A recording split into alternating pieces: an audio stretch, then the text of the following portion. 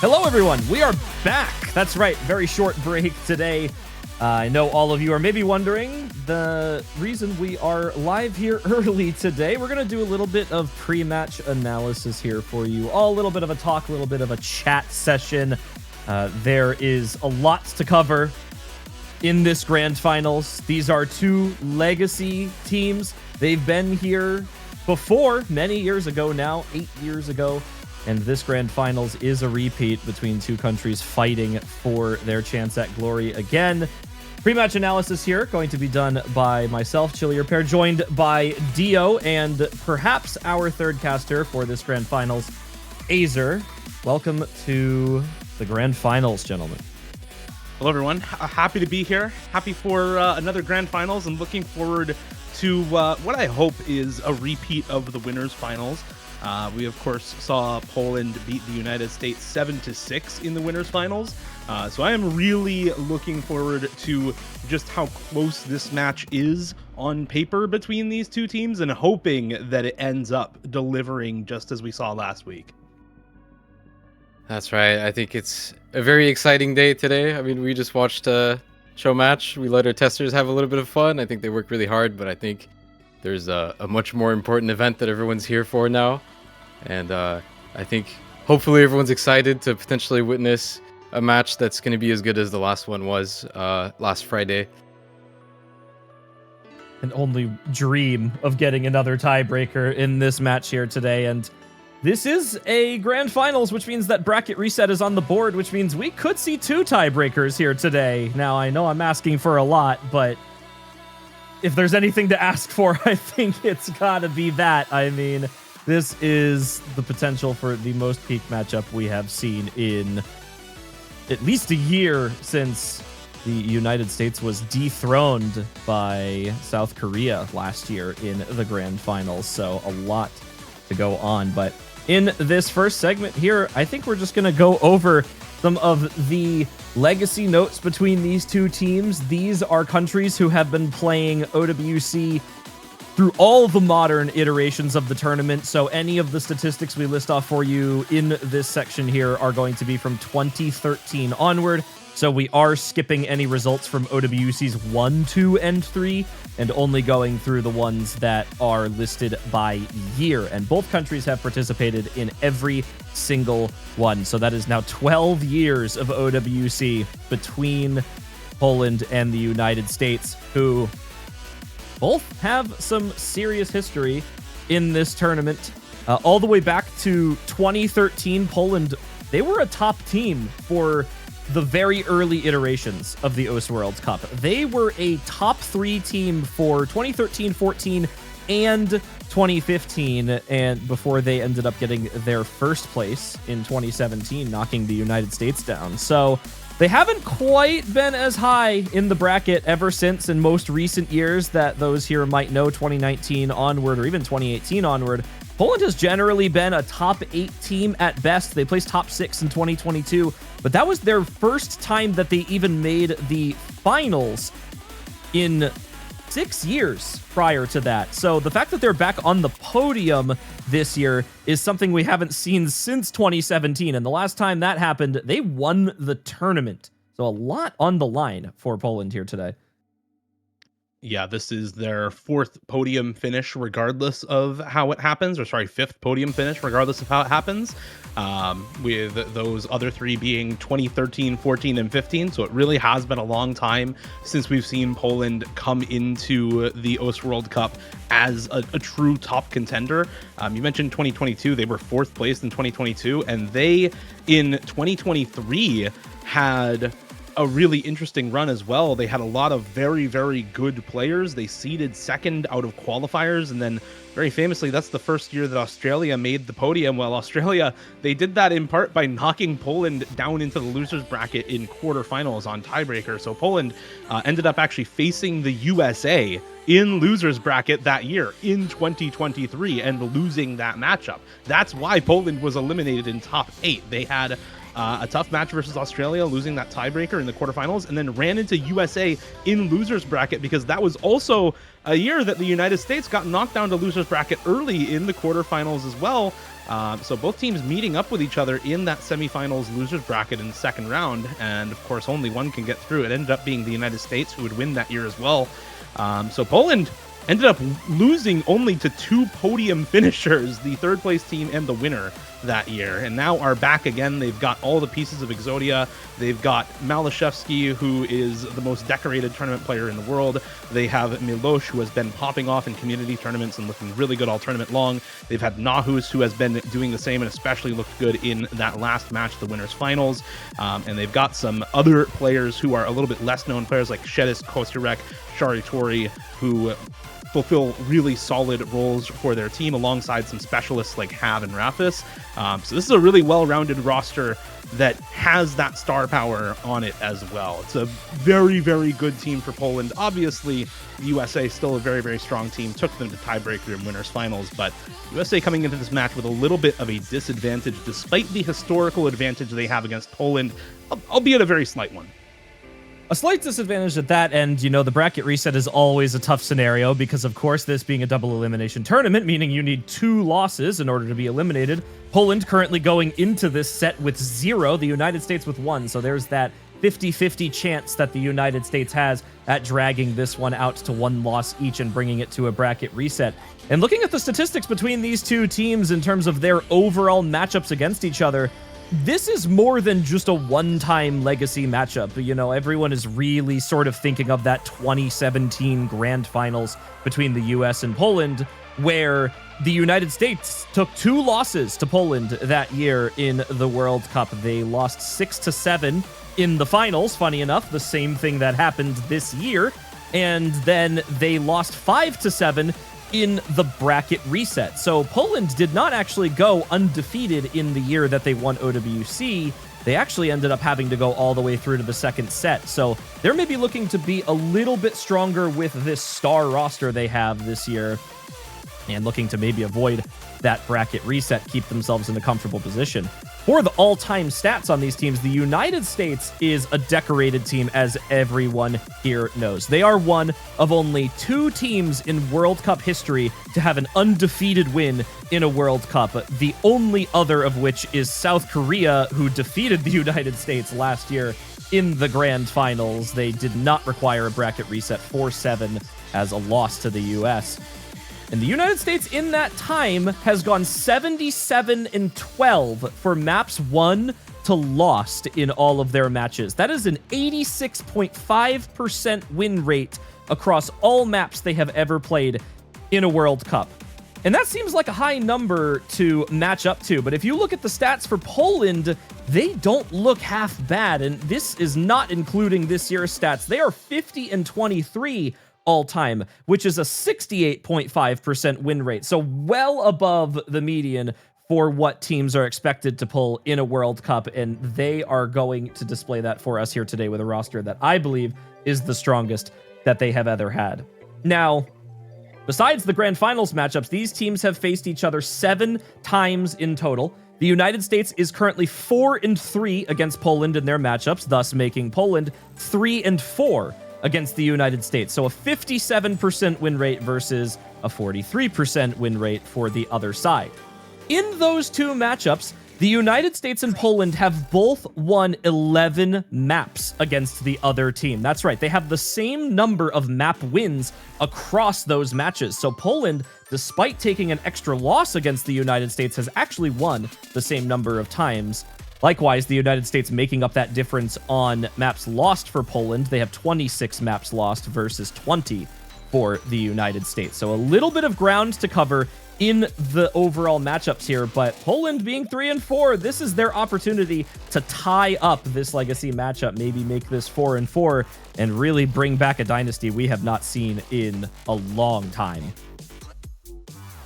Yeah, it's going to be really interesting to see exactly how this match plays out. And I don't even think you can call it. Yes, we saw Poland take it in tiebreaker versus the USA in finals, but it's a tiebreaker match. It's as close as it gets. If you watched that match, you'll know that there were many maps that were less than 100,000 score difference between the two teams, even when they were just trading points back and forth. So it was not only very close in map score, it was also very close map to map in that winners finals that went to the tiebreaker. And this as well is a much harder map pool. The USA already has an extra round of practice on it. Poland, yes, they have that winner's bracket advantage, but the USA can take that extra practice and hopefully work some magic with it to get a little bit of a better chance in this grand finals. I am really, really looking forward to this match, Chillier. How about you? I could not be more excited to see what's going to happen between these two teams. And, you know, maybe I'm a little biased because 2017 was really the first World Cup that I got a chance to watch. So, you know, this is quite a treat for me to see Poland and the United States back up here fighting for a first place finish. And I could not imagine any two teams that would be better suited for this position right now if you've been here. So with that, I think that's all the time we have for analysis. 3 minutes until we kickstart this matchup. Poland versus the United States. The number 1 seed versus the number 2 seed starts in just 3 minutes. We will see you on the other side.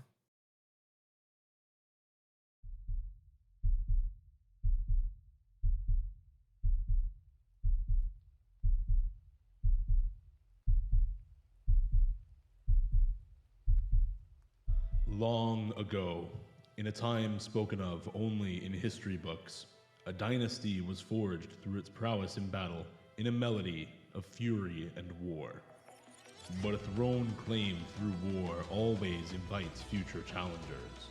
That dynasty would defend its throne time and again, falling only once to an invading army and allowing them the royal court.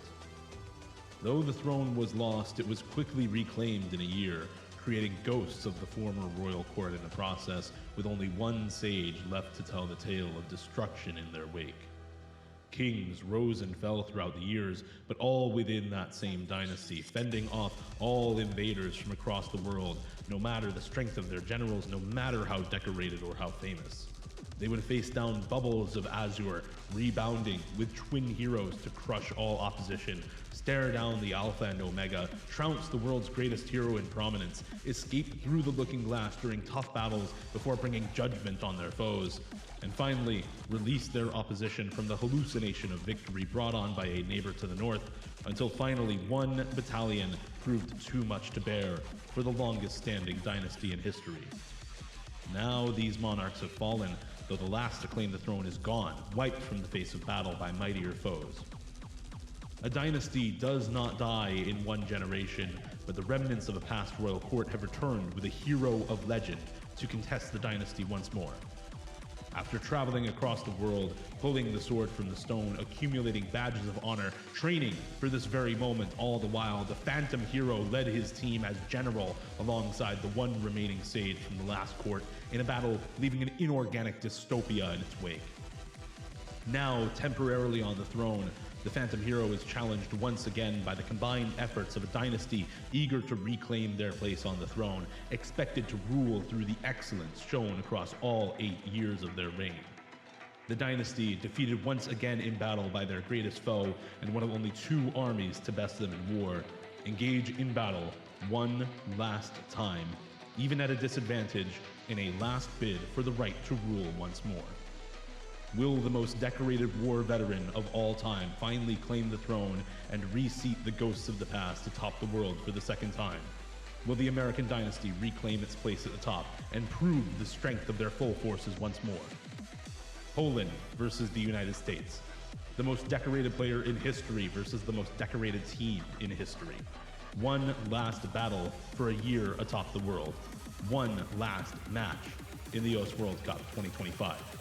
Welcome to the Grand Finals.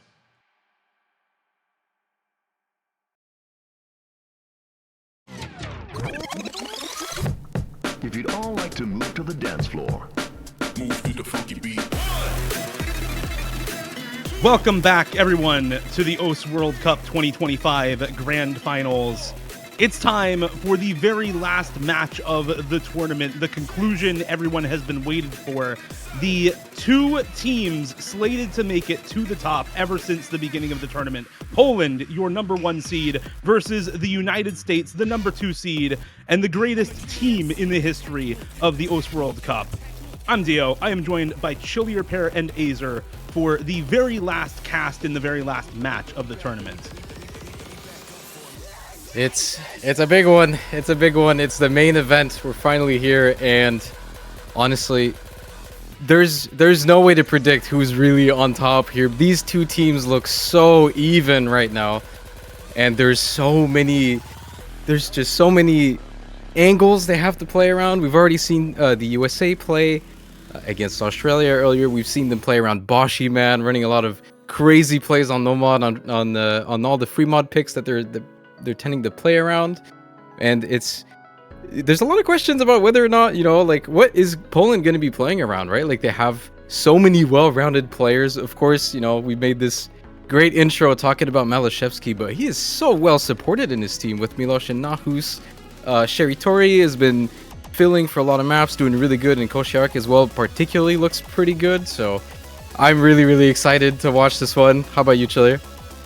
I kind of talked about it a little bit before, but if you've been watching the World Cups right around the time that I have, you know that this is a crazy matchup to see back here in the Grand Finals. I mean, a repeat Grand Finals, it's something we've seen in the past, but after a period of 8 years has passed is not something I ever expected to see in my time. And the United States have done a great job fighting their way back up into this spot. They took a loss to Poland in the finals with a tiebreaker in very close fashion, had to fight their way down through the third place matchup in yet another tiebreaker against an Emrek that looked like he could have taken on the world last night. And now Poland, in the exact same position that they were in 2017, now once again stands at the doorstep of victory. Our #1 seed, the winners bracket team, and a bracket reset behind them means that the United States of America has their work cut out for them today. And as we work through these bans, we're expecting to see all of those major skill sets eliminated here. Afterburner from the United States, get that tech out of there, big sliders, high intensity. We all know what the Polish roster is good at. They are extremely confident in those more gimmick control skill sets. Yeah, definitely just scared of Malashevsky on that one. I think that was the one name that people were mostly looking at for that map. Not going to be seeing it today. And Poland answering that with Hidden 2 as well. I think you could say just about the same. If there's one team that's left out of every team in the tournament that's going to be good on a map like this, it's going to be the US with Boshi and Ethan Tricks and Caleb on this. I think that's pretty notable and pretty scary, so not dealing with that. Hard Rock 2 also going to be taken out there, so no precision tech. And that is kind of interesting to me because it kind of highlights something that's been pretty interesting if you look at the drafts and between these two teams and the types of things that they tend to prioritize. They seem to have a lot of like mutual respect for the potential that the other team also has on all of the typically extreme skill sets, all the gimmick, all the speed, the tech stuff. They seem to kind of be trading picks and bans all the time depending on like individual maps or something like that. So it's a pretty interesting aspect of these two teams, I think, that are kind of looking to play around more or less the same skill sets for the most part. And it's actually pretty hard to determine, strategically whether or not you have an advantage on picking some of these when the other team is also probably looking to play those same things, right? So most notably here, I think USA going to be running out their bans with DT1, so not going to be seeing that one. But it is, I think, the first Grand Finals in, I don't even know how many years now, probably 5 years or something, where all this speed's up. Is this the first time? There's no speed bans.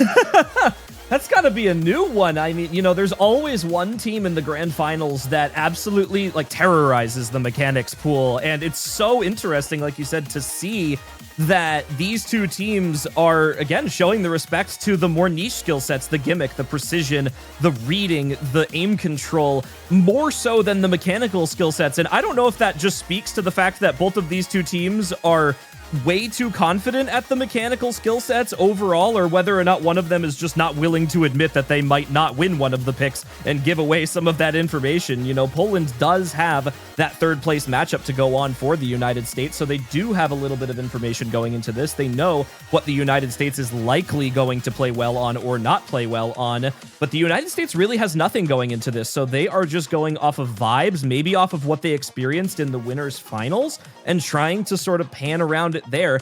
And as we see Poland pick that free mod 1 to start up here, we are seeing them maybe go for the less mechanics favored picks here.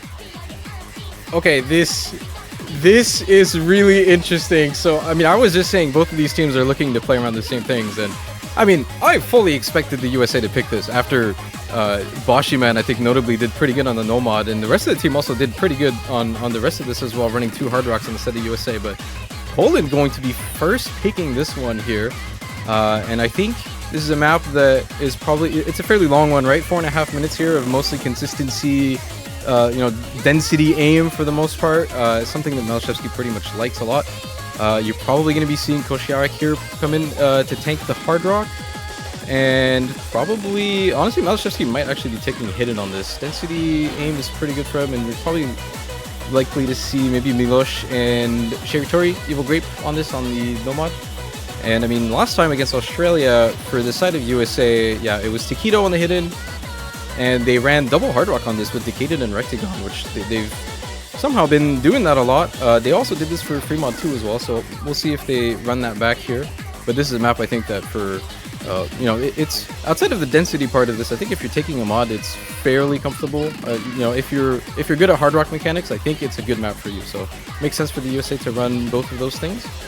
Yeah. No question in my mind.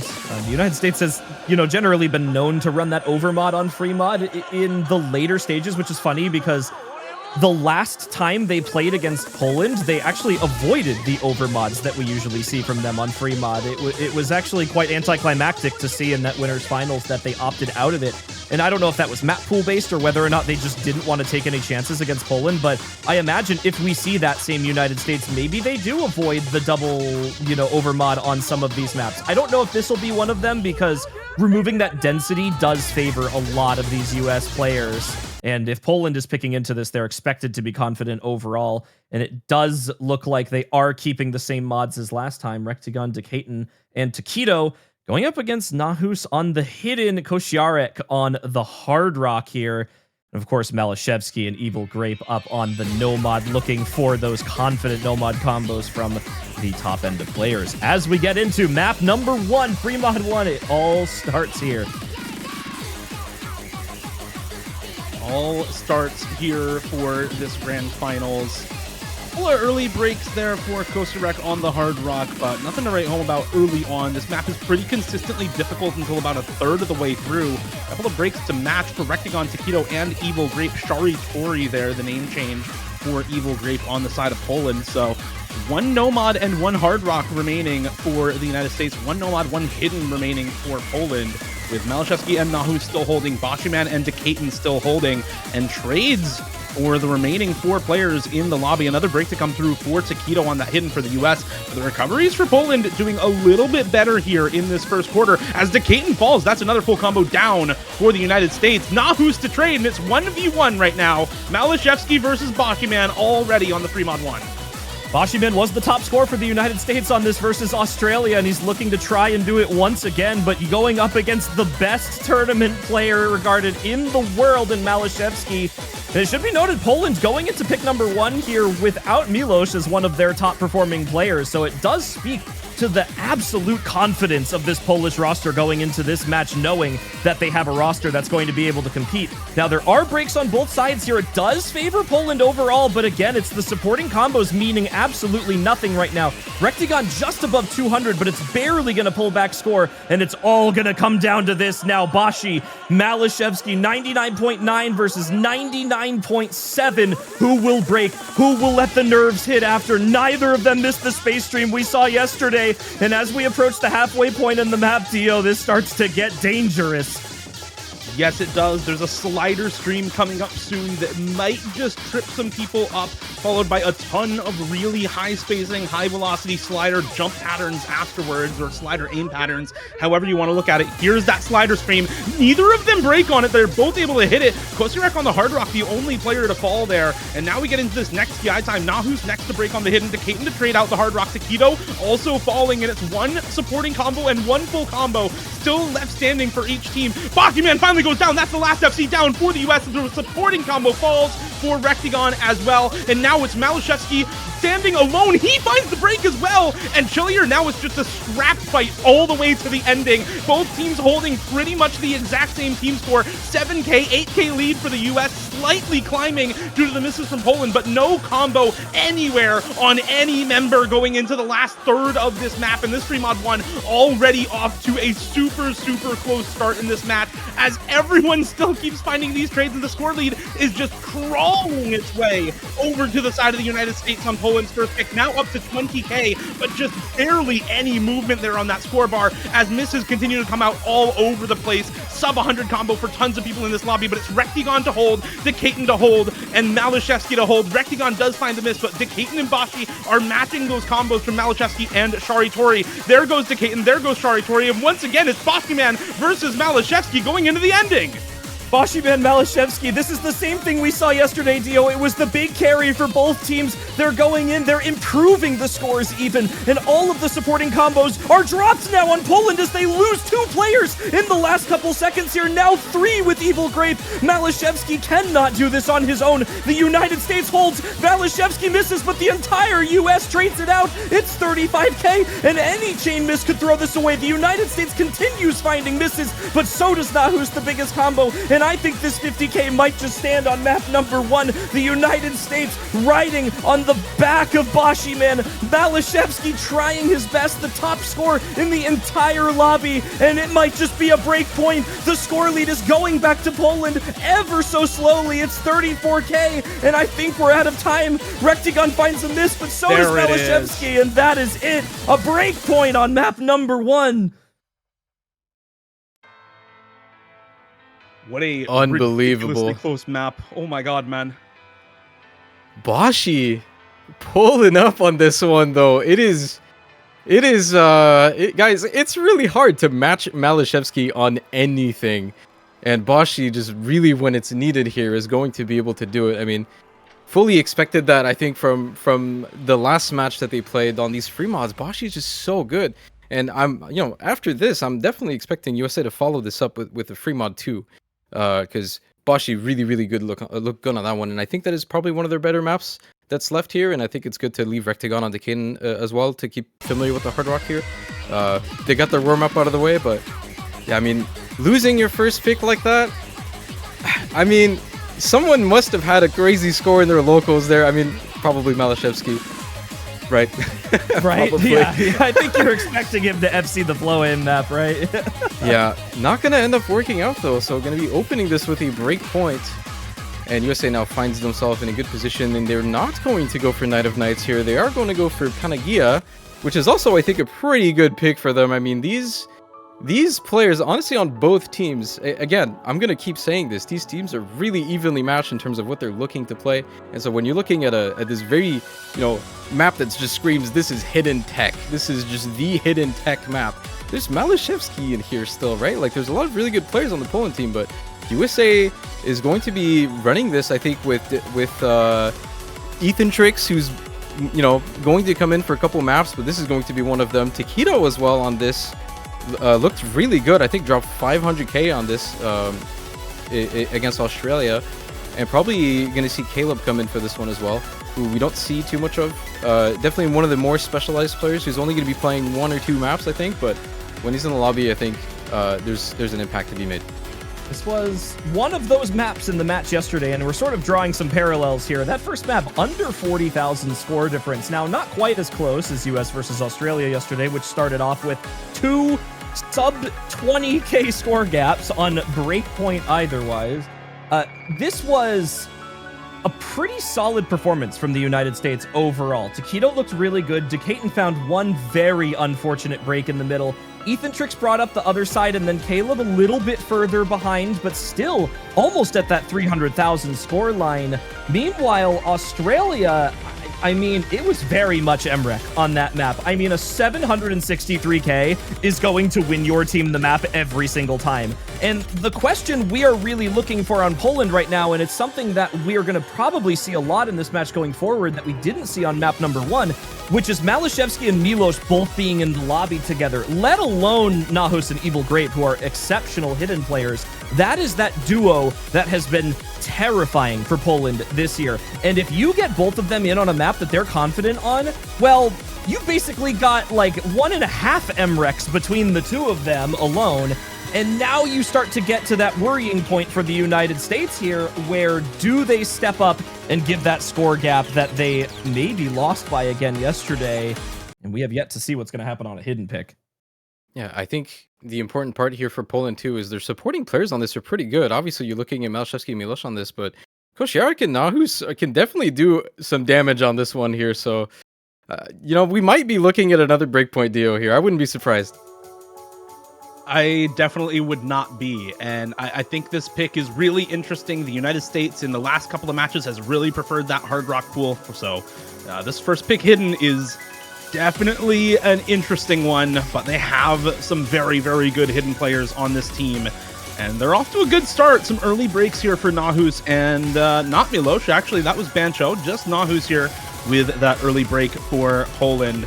Full rosters: Malashevsky, Nahus, Milos, and Evil Grape, Shari Tori for Poland, Ethan Trix, Decaton, Caleb, and Taquito in for the United States. The bottom row all having missed at this point. Malashevsky also goes down, and everyone on Poland has fallen early on here in the first quarter of the map. It's Ethan Trix and Decaton still holding on to the FC. There goes Ethan Trix, and everyone is going down all over the place. No combo held for anyone in this lobby aside from Decaton. He finally drops the full combo a full third of the way into this map, and this is a relatively short one. It is only 2.5 minutes.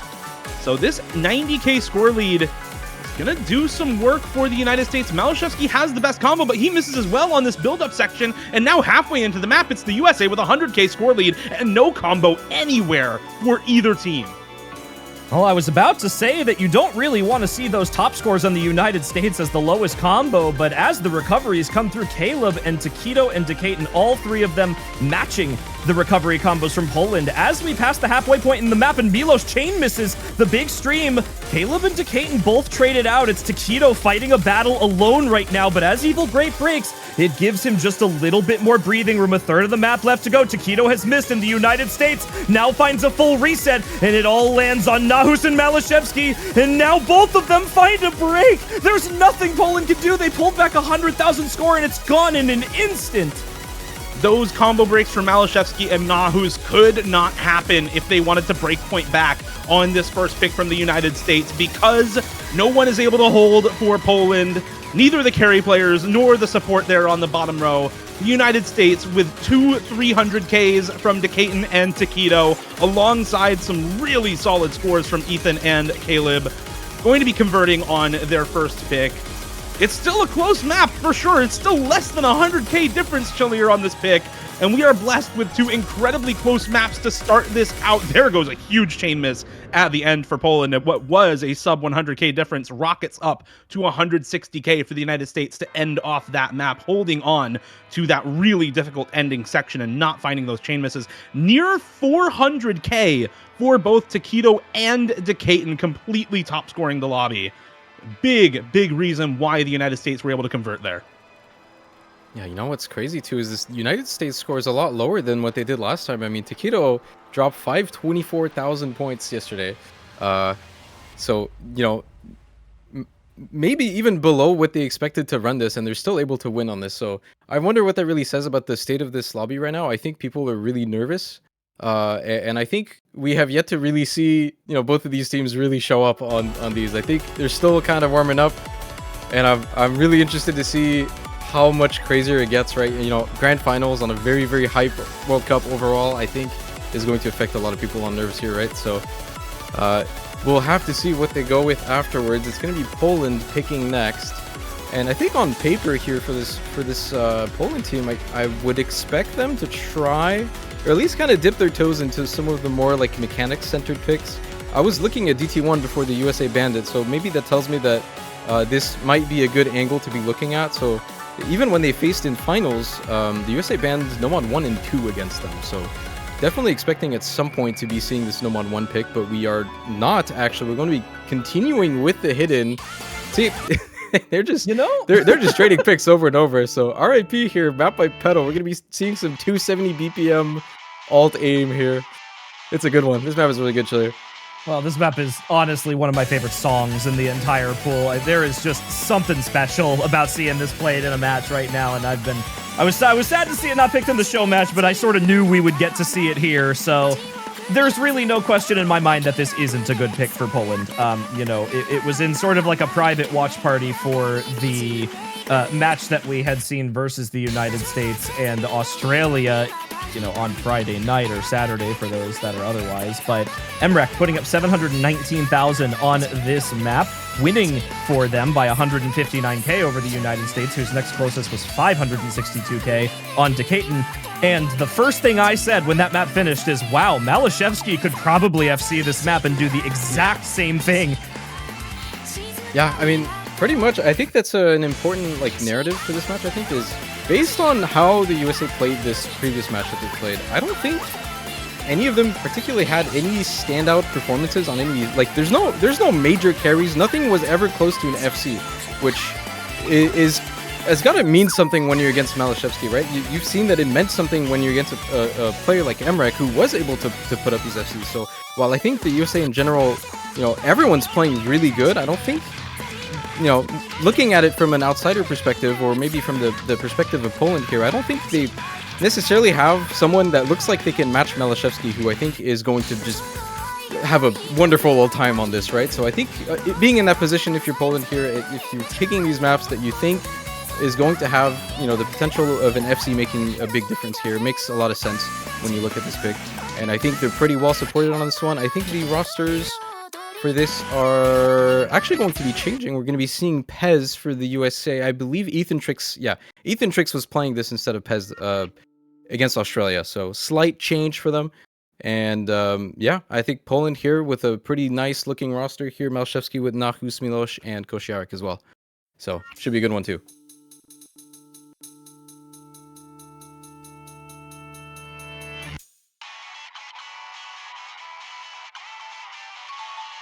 Light start. Hidden 1. It's you, man. Rip right now. Malashevsky, Nahus, Milosh, Evil Grape going up against Decatur, Rectagon, Pez, and Taquito. United States took a loss on this map yesterday by a not super close margin. So if Poland can look and sort of execute this the way that we think they should, it's going to be a good one for them. Milosh, known for being amazing at this sort of pick. Malashevsky, no shying away from aim maps there, and Evil Grape bringing it up with the combos still. Couple early breaks on the United States to start them off. Yeah, still a lot of map left to go, though. This is 3 minutes and 40 seconds. It's got a lot of combo all throughout. We've got a couple of dip spikes throughout this map as well, and none of the in-between sections are particularly easy, as we've seen. A break for Decatur going into the first PI time here, quarter of the way in or so. Taquito the next to follow it up, and still now just 2 full combos. Sharitori there dropping for Poland. Evil Grape on the bottom right. It's Pez and Rectagon holding for the United States, but it's Malashevsky and Milosh still on the double FC, and it's Nahus on this big supporting combo after that first PI time, a third of the way in, and Poland are looking fantastic on this hidden 1. As expected, Poland, an amazing aim team, a great hidden team, and all of their top-level players have displayed excellence on this style of map previously. And the second we saw this map, we knew exactly how this one would go for Poland. And you can only predict as much as possible in here, when it comes to a couple of unfortunate breaks. But if there's one thing Poland is never going to let you down on, it is hidden aim.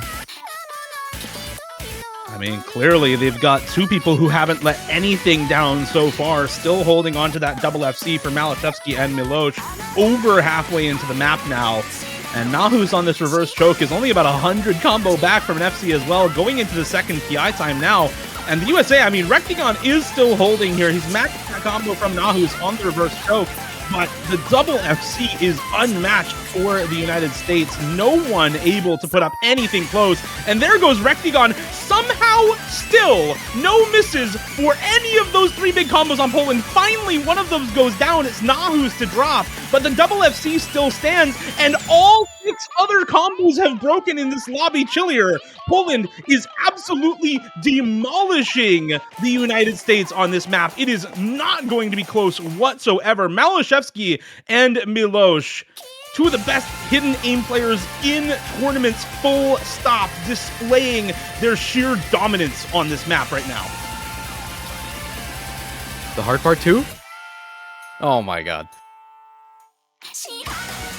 There's just never any doubt, really. These two are absolutely tearing it up right now. It's an 800k score lead and climbing for Poland. I think they might just generate a big enough score lead that they would only need 3 players to be able to beat the United States. There's a 1 million score lead for Poland, and that is officially 3v4. 2 FCs, you only need 1 from Poland in order to beat this team score from the United States. And this is not even that bad of a team score for the US. Double 500k is about what they got the last time that they played this. It's just that Poland completely blowing every other team score this week so far out of the water. Double FC for Malashevsky and Milosh, which is absolutely absurd. We saw Emrek get 720k 2-miss on this and thought that was ridiculous. No, Poland just destroy every other score of the weekend by 1 million team score. Forget the 3v4. It's a 2v4. It's a 2v4 in grand finals. I don't know if we've ever seen that. This is kind of ridiculous. Double FC on this. I mean, we were watching this when it was played before, and we were like, oh, this map looks a little easy and comfortable. Like, surely there's going to be a lot of FCs, but it kind of, you know, watching the previous match on USA Australia here, no one was really close to it. It didn't really look like it was that easy, but I mean, Malashevsky and Milosh here putting on an absolute clinic and a much needed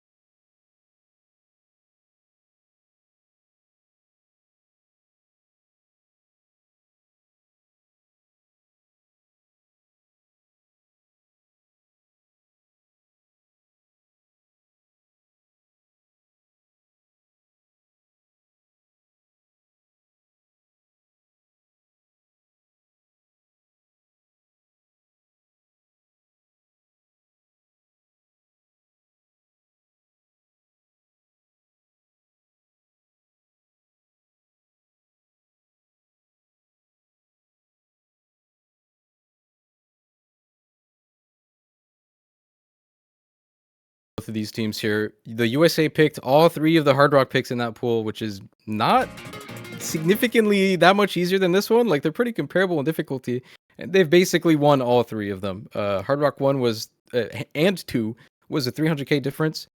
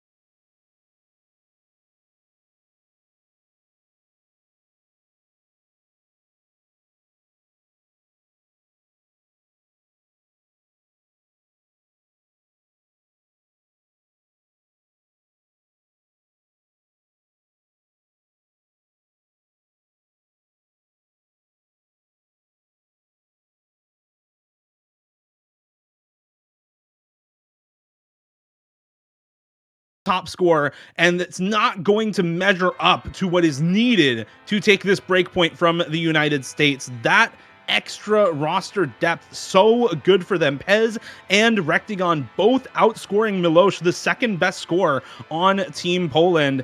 And then, of course, Decaton also outdoing Nahus for the fourth score for both of these teams. It just shows the United States, that narrative that we talk about with their roster depth, being able to fluidly switch out members every single map and have it work for them, is actually their strategy in these matches. They don't just have that one big carry player for the entire match like we see for the other two teams in this grand finals weekend. Yes,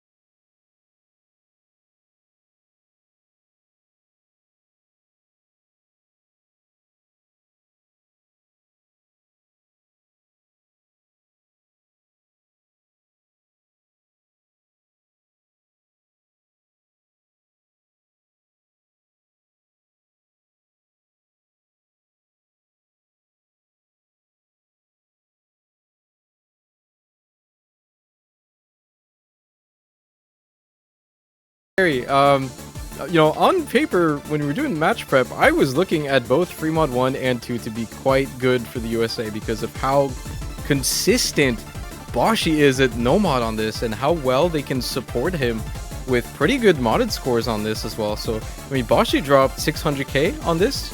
So, yeah, I don't know. Maybe they're looking at this one to maybe go a little bit differently. I'm questioning this one a little bit, but maybe now that they're warmed up a little bit, we've played a couple maps, evidently, I don't think these guys are looking as nervous as they were at the start here. The quality of their play, I think, has stepped up a lot more to their expectations on both sides. So maybe this is when we see, who's going to be matching that Boshi man threat on Poland here. Maybe they're looking really comfy on this one, but I mean, to go back on the point of the USA team roster here, I think Window Life, kind of quietly stepping up on that one. I think Window Life until last year was mostly kind of known as like a speed player for the most part, like a DT player, but really showed up on the Grands pool, and I think opened a lot of people's eyes on how good he can be at so many different things on this pool, right? So pulls out a top score on that one, 560k on Hard Rock 3, but I think the more important player I think here for the USA is probably looking at Pez and how much he's improved since last year and how much he's been a core part of this roster. I think filling up a lot of the third or fourth player slots, I think, whereas last year I think Pez only played a couple maps. He was definitely fifth player on a lot of things, but really making a big impact here and a big difference on having this USA hold this 3-1 lead now. So not going to be in for this one. We're going to be making some roster swaps, but I think it is a very good thing and a very threatening thing for Poland here. I think looking at that, and this team has so many OWC champions and a lot of really storied players. You got like Taquito, Decaden, Rectigon, who have always been so good year after year, but they keep just finding new players to join them, and we're going to be seeing a couple more here from Ethantrix, I think, who's been making some waves. Probably going to be running the Hidden on this one, which is maybe the hardest map in the pool, actually. Oddly enough, I think this on Hidden is pretty damn difficult as an anti-mod area here. Very so much aim required on this one with the precision. So we have not really seen a good Hidden score on this. Maybe this changes. Yeah, this was both Hidden players bottom scored this on the third place matchup. Haller and Ethantrix were both of the two lowest scores on their respective teams here. So we're maybe looking at a bit of a turnaround, and you can already see how difficult this map is right from the get-go. Everyone finding breaks here, with one sole exception that I am seeing down at the bottom here, and that's really going to be the key for the United States. This was their largest score gap of the third place matchup, and they are looking for that 500k once again. Breaks across the board here, and it's two combos standing for both teams now.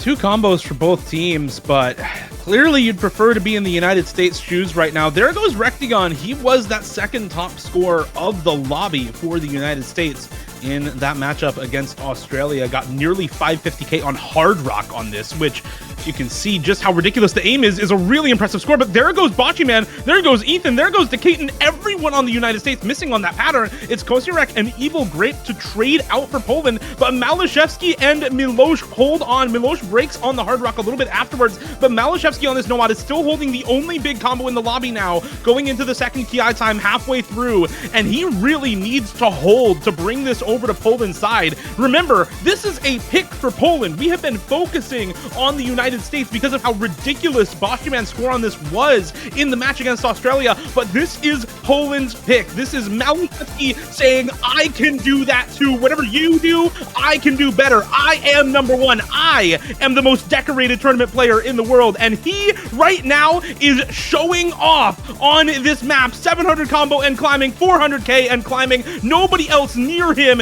in the lobby, but he has to hold. The only other combo on his team, Kosirek, also down now, and everyone has fallen except for Malashevsky and Bocce Man, and there goes Malashevsky. It's now on Bocce to try and bring this back for the US as everyone else falls around him. Nobody else in the lobby able to hold any combo. The score lead down to 50k for Poland, and Bocce Man still holding into the ending here. Can he do it over and over again for the United States? Every time they get free mod 2 picked into them, it is one man to clutch it out for them. Bocce, he finds the break near the ending. His combo again for Poland. Kosirek and Malashevsky both still holding. Rectagon on the Hard Rock, trying to keep this on the side of the US, trying to hold on for Bocce's sake after that massive combo, but he's maybe able to. It's a chain miss Fiesta into the ending, and the United States is just barely holding on to their combos a little bit better than Poland. It's a couple of spinners at the end of the United States. They're able to bring it back. It's Bocce Man once again to top score for the US, and despite the top score in the lobby for Malashevsky on the side of Poland, it's the team support that brings it home for America. Time and time again, a 542k. It's still 60k less than yesterday, almost exactly, but it was just enough. The most decorated tournament player in the world versus the clutch minister, Bocce Man, every single time. And the classic scoreline comes out once again. The United States up 4-1 on Poland, our number one seeded team in the World Cup for 2025, and it now falls to the United States to either break the pattern or conform to the 4-1 curse. Does the United States consolidate their breakpoint, or does Poland run them back all the way through? This match is far from over. It's 2 maps through to match point for the United States. It's 5 for Poland. And if there was ever a team that could come through at clutch time at the 11th hour, it is going to be your number one seed, the only team to defeat the United States in the World Cup this year in tiebreaker. They are looking to do it one more time, and they only have to do it once. United States gonna finally go in for some raw mechanics here. The DT2, it's gonna be the speed pick. This one is also very interesting. I mean, looking at this pool and looking at what these teams like to play and pick, I think the Hard Rock 1 for the USA is probably the last remaining map where you could say they probably have a noticeable advantage on. You know, they're definitely not out on any map in this pool. I think it's very close, but maybe they're keeping that one for later. When you have this, you have a couple maps to play around with. You know, you only need 3 more at this point. It's kind of nice to hold that one, you know, comfy pick for when you need it, perhaps later. So DT2 here is going to be seeing this very old map, I think, from 2014, I believe.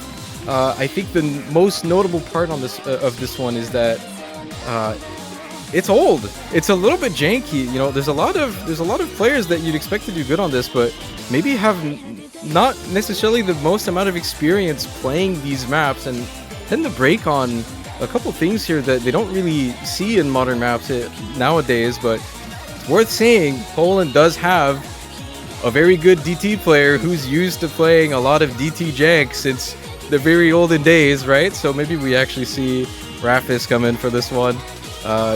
playing some of his specialty here, probably looking to come in for this one and DT3.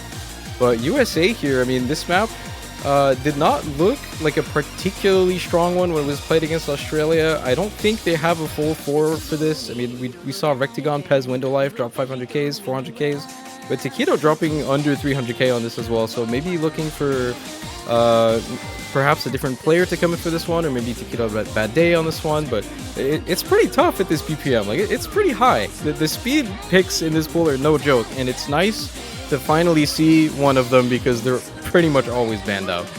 Yeah, I think, the big issue with Taquito yesterday, maybe just being the late evening, but Taquito is actually a very strong speed player.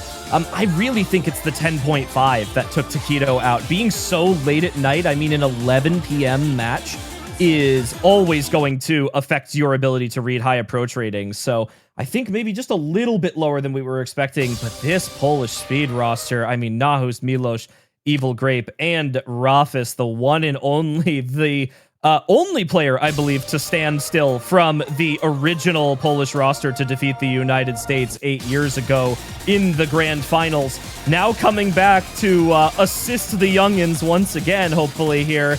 Couple breaks early from Evil Grape and Rafis, but we're also seeing 2 misses traded for the United States here. So not really a concern at the start. This is going to come down to who has the better top end. It's another break from Window Life, which is a little bit uncharacteristic. I gotta point something out. Rafis just dropped a 1K 2 seconds ago, right before this. All right, whatever. Maybe Rafis. more nervous than normal. We'll see. We'll see. Let's hope that doesn't affect the only former king on this roster. A couple of early misses, though, coming out from a lot of places. Milosh, Rafis, Pez, Taquito, all finding breaks here. Window Life found a break early on in the map as well. It's Rectagon to match the FC from Nahus, and Evil Grape on the reverse choke, slightly outdoing Window Life on the side of the United States. So it is advantage Poland for now, as another break comes through for Pez on that wide-angle washing machine jump. The one really interesting part of this map, it's a lot of, by the way, break for Evil Grape is really big right now. That's big supporting combo back the way of the United States now, and they're going to start to take this score lead back. But one thing I wanted to point out, there is a huge death stream section that comes up about 3/4 of the way into this map as a 3-way break comes out for Poland. It's just not who's holding on. There's about 170 note death stream with 2 buzz sliders in the middle of it, and everybody from Space Stream. We don't even get there. We don't even get to the death stream at all. That space stream kills the lobby except for Rectagon. 80K in favor of the US, and the only person able to hit that one difficult pattern, the only person with combo in the lobby. And here's the death stream finally coming out. If he hits this, it is game over for Poland, and that is just so much combo, so much score. He misses right at the end. That cut at the end of a death stream is devious. But it doesn't matter. There's no combo anywhere in the entire lobby except on Window Life. And that is the United States 5-1 in this match. Carry players be damned, old kings be damned. This is the dynasty. This is the greatest country in World Cup history. And this is their strength of roster. This is their pop-off player who can always find someone to trade it off to. Rectagon, 810,000 score, besting every single score in the match yesterday by almost 300,000, besting every score in the match today by almost 300,000, and 4 misses hitting just everything but the ending of the long stamina section, and a Window Life 600k to boot, improving the score from the last time. Taquito also with a boost. Pez just 100k down, but I mean, that's the difference of finding 1 miss on that wide angle section. And the United States, they've broken the curse. The 4-1 has not withstood the test of time. It is a 5-1 now for the United States, and a necessary one at that. Remember, a bracket reset required for the United States to pull their title back here. Poland, they just need one of these 2 matches. It's not looking too good for them right now, but there is still a Poland pick on the board right now to kickstart their opportunity of bringing this one back through. It seems like it's a long way, but 4 points does also include 2 of Poland's own picks. So They only need to win 50% of the time on the other half here, and there is a bit to go. Now, what do we think Poland goes for here as this pool starts to shrink? Oh, well, that answers it. That was All right. fast. I mean, I think Poland still have a lot of pretty healthy options here. And, you know, most notably, I think you should be looking in Nomad 5 at some point to be in pretty strong favor of Poland. I think out of everyone I was speaking with, I think it was just assumed that USA would be banning that one out after what the Poland did on header in finals. So that one's still up. You know, they still have a very, very strong pick, and we will be seeing out of place here Nomad 3, some rhythm alt with the touch of, you know, almost a little bit of speed, some bursts in it as well. Not going to be a problem for most people in this lobby, I think, but I think this is another map that, you know, if you're looking at the star players on Poland, I think it's what they're looking to play, but I think the USA is very well equipped to match this. You know, their full team pretty much all seem to run pretty fine on this. However, I think for a map like this where you'd perhaps be looking at one of their specialist players on the side of the USA, like Ethan, Ethan did not play this. They ran Takedo, Decaden, Rectagon, and Pez, and they all did pretty well. But again, I think if you have Malashevsky and you're looking, you know, not just Malashevsky, Milos too probably on this, but like you're looking at this and you're looking at the other team basically only getting 300, 400 Ks. I think it's a reasonable pick to take after you just double FC'd Hidden One earlier, right? Like it's not exactly the same type of skill set, but I think it's kind of the same player archetype map wise. So perhaps looking at another masterclass here from these two. Well, this is kind of a defining pick in this match right now. If you think about it, you know, there's still plenty of opportunity for Poland to take a hold on this match again if they sort of, you know, step back and rethink their strategy right now. Again, it's 4 points and it's 2 consolidated break points, but this could be the road to coming back for them here as they look for this pick to kickstart it. It should also be noted, you know, it's a bit of a stretch and maybe more for the narrative than anything, but, you know, even if this does go bracket reset, the United States is technically 0-1 in bracket resets against Poland. So just, you know, maybe looking for some confidence on the Polish side right now, you know, push through the remainder of this match. It seems like it's a long way because it's a best of 13. There is so many maps to go through here, and it really does all start with out of place right now. Poland needs to find a confident pick right now, or I think they need to take a timeout after this. There's a pretty important narrative I want to vocalize here as we get into this, because the intro is going to be pretty easy. I don't think you're going to be seeing many breaks on this before the song picks up. But there is a bracket reset here. Poland is still in an advantageous position. There is some value in hiding some specific maps when you're probably doubting, you know, if you're looking at the scoreline, you're probably assuming there's going to be a bracket reset, right? So maybe hiding a couple of picks here. So, you know, I'm looking at what Poland has been picking so far, and I don't think it's not making a lot of sense to me. There's something going on here, I think, that they're not showing us. So I'm very, very curious to see, you know, if this does happen to go to bracket reset, whether or not these picks are going to look a lot different. Maybe they're hiding something that they're not showing us quite yet. Bracket reset's always closer, and I don't think today is going to be any different if we do get to that point, but it's breaks on both sides here early. It's Nahus and Malashevsky to hold versus Pez and Rectagon, and as the supporting combos built up, we are going to very slowly approach that first key eye, that section where it starts to get a little bit more dense, a little bit more intensity thrown on as Takedo does break this rhythm section here, and now here it comes. The first big flowing difficulty section here where you get these really tricky square streams, the streams that double back on top of themselves and obscure where the next note is. Everybody missing on Poland there besides Malashevsky. The only one to hold through that section, it's Pez matching him with the full combo, and Decaden still holding that big support for Pez. So the score lead staying with the United States for now, and building in their favor as well. More misses to come through for Takedo and Shedis. Former Polish captain there, Shedis, not quite able to hold during that section. But this is a really interesting spot to find yourselves in as the United States. Yes, you're in an advantageous position, but the one holding the full combo on the other side, excuse me, is Malashevsky.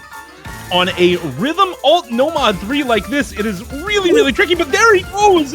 I spoke his name into existence and the break came through instead. Pez now with the uncontested full combo for the United States, plus the big support from Decatur. He goes down. Pez follows suit shortly afterwards, and now there's just small combos everywhere and a 75k score lead for the United States. The AC relatively similar across the board, maybe slightly in favor of the US outside of Malashevsky, and the combo with these consistent resets across the board for everyone, really not doing anything to move this score line at all. And with a third of the map left, it's going to take a big pop-off combo for Poland to bring this back in their favor. Malashevsky, he has the biggest combo in the lobby right now, but everyone is going to build during this slow section. The question is, how long can Poland keep this advantage, and is it enough to bring it back at the end of this map?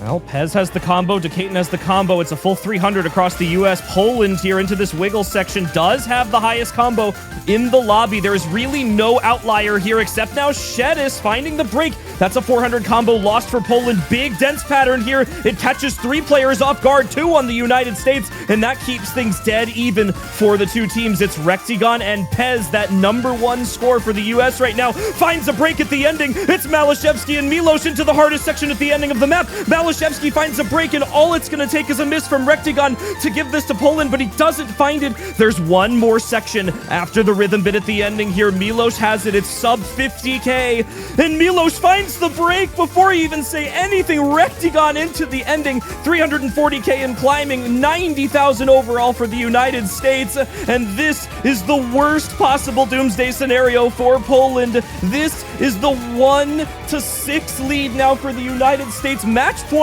on their own pick, with Rectigon finally missing at the ending, and now Poland in the do or die zone. The United States looking for the bracket reset, and Poland now maybe already setting themselves up for their plan in the next set in a dominant fashion for the US. 121k. What a combo from Pez. And I just want to point out, because Poland, by the way, would have beaten Australia's score from yesterday, would have beaten the US's score from yesterday as well. US got 1.33 million yesterday.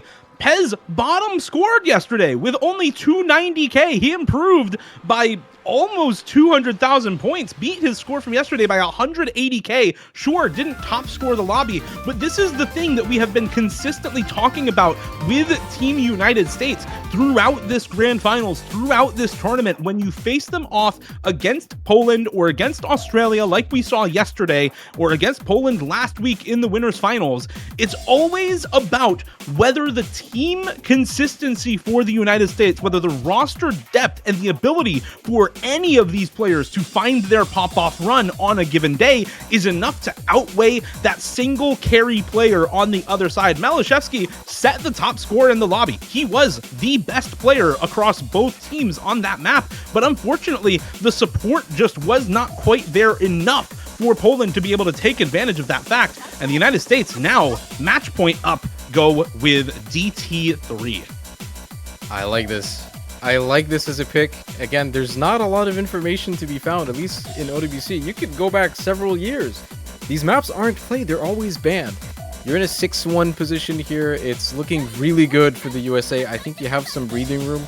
So it's nice to go for a pick that is very uncertain, I think, on paper. There's not a lot of history. When they played this in finals, they played each other in finals, Poland banned DT3. So, you know, not a lot of precedent to go with here. I think it's important before you head into this, you know, potentially head into this bracket reset, to get this information, see if this is playable or not. I mean, DT2 looked pretty good for them, so get one more in. And I think as far as who's playing this, I think for maybe even both teams here, I think this is pushing the speed game a little too high for a lot of people in both of these teams. I think, like, you're gonna see a couple people do pretty good on this, but I think when it comes to the roster depth part of this, as much as we've been praising the USA for this, I'm not fully sure if they actually have 4 for this. This might be a little too fast, and I think the same is going to be said for Poland here. I think this is a little too high up, I think, for you know, the players that you'd expect to be doing good on this to you know, with certainty do good on this. But I don't know. Well, maybe with, you know, so I think some players, when they're in a match like this with high nerves and stuff and the adrenaline, kind of helps the speed a little bit sometimes, but it can be a little bit double-edged. We do see sometimes it doesn't quite help. I think a lot of people collapse under the pressure, but I think the adrenaline might help here to round out the rosters as we get into this DT3 and Grands finally. And this might be one of the most solo carryable picks in the entire pool. If you have somebody who can play stamina at this BPM, then you are just going to absolutely run away with this pick. It's very polarizing in that sense, that if you don't have a player who is extremely confident on this, then everyone else is certainly not going to be of much help when your number one player isn't there. So really looking for the accuracy on this map to denote who is comfortable. Rapus, of course, going to be comfortable on the 292 BPM tapping. Window Life is, of course, going to be comfortable on this, and it's really just about who's going to have that better side support. And right now, Pez and Rectagon doing maybe just a tiny bit better than Poland's support as Evil Grape finds a miss, and now it's just the supporting combo of Shedis as Milos and Rapus hold. Rectagon does find a miss, though, and now we're basically even. We're pretty much even in terms of the combos now. It's 2 FCs to 2. Problem is big support right now for Shedis. It's on 93 Ack, so it's going to be slow bringing this lead back over to the side of Poland. But the Ack on the full combos is better. Never mind. There goes Rapus. That's the big FC down for Poland. And there goes Milos as well. Both of them are just down a third of the way into the map. And the USA double FC still intact for Window Life and Pez. These 16 plus note 290 BPM streams are so ridiculously hard. Everyone is finding breaks. Pez goes down. It's just Window Life with the FC now. Milos holding a little bit of combo for Poland, but that's outdone by Taquito there in the bottom left for the United States. 92 Ack, but 600 combo in Window Life. Still on the FC halfway into the map. This map gets ridiculously tough at about this point, I believe, unless we've already passed that difficult section. The spacing went up and everyone's combos went down, and now we get a bit of a break. We get back to the bursts and jumps, and this section is going to be a little bit easier. This is the free combo in this map. It's not free, but it is the freest combo that Window Life is going to get with this massive FC for the United States. And this, Chillier, is looking like game number 1 over for Poland and the United States. The USA, should anything not go horrifically awry in the last half of this map, are going to take this set 7-1. You know, Azer was saying something interesting before this match started, which is that, you know, maybe Poland is holding back a little bit on some of their picks because he sort of questioned a couple of them through here, but I guess the same can be said for the United States, right? They played at a late time against Australia. They played a lot of maps that we didn't think were, you know, fairly characteristic for them, and they left maps like this open. And just look at the scores from some of the top-level players on this. Window Life is demolishing everyone else in the lobby, and it's not even close. Right now, Milos is going to be the only one to even come within range, and they find a break at the ending here, and it just keeps on going. When does he ever stop? Rectagon finds a break on a kick slider, but Window Life, he just keeps going. He finally finds a slider break at that, and he makes this map look so easy. And that is going to be a 900k finish for Window Life as the United States 7-1 the first set in a fashion and in a way that I didn't think I would ever see the United States come back to. We talked before this match started. We talked in the pre-show about how close we expected this to be. Tiebreaker last week in the winners finals for Poland. The United States going to tiebreaker against Australia as well. Poland having looked a little bit better than Australia basically all tournament long. And the United States just throw that completely out the window. They come out fists swinging in this match and close it out before Poland even has a chance, really, to pick any of their best maps. 7-1 is a dominant scoreline. Even if you're taking a look at a lot of the early maps and saying how close they were, 7-1 for the United States is not something that I think basically anyone was expecting going into this match. I don't think a lot of people were expecting this, but this is not unfamiliar territory. We have been here a couple years now. The USA coming back from losers and looking really dominant, and then Grands has shown to deliver. The bracket reset has shown to deliver in the past, so we'll see if this keeps going this time. There's a lot of maps left in this pool that I think are still unseen, very much unconfirmed. There's some new information to play with now, I think. Poland is probably looking to rethink a little bit of their picks here. I think the free mods were not working out when Boshi is there, but it could be different next time around. There is going to be like a 5-minute-ish break between these two, but yeah, the USA looked pretty damn good on that. I mean, Window Life having his map there, probably the biggest carry performance we've seen on the USA on both this first match and their match against Australia Chiller. I think the Window Life looked really good on the last one, and I think it's good to have that one player that is able to match the star power performance that Poland, just has looming around the corner, right? So I think that's really valuable. There's a lot of interesting parallels you can draw from this match back to the match they had against Australia. But, like you were saying, it's a bracket reset. Everything changes now. Poland could change their bans. The United States could change their bans. We see it happen all the time. And even though there are arguments to be made for keeping the same banning strategy just to sort of have some semblance of consistency, we do often see teams switch things up. The question is, does Poland switch things up when the United States did have a couple of maps in that match that they won pretty handedly? I mean, Birth was 241k. That was a 456k we saw from Window Life on a score gap on that last map. And likewise with the United States, Poland won Hidden 1 by 1.2 million score. That is completely unrecoverable in any normal sense of the word. Now, the question is, do you think Poland double FCs the map again between Malashevsky and Milos? And that's sort of your kicker. And everything else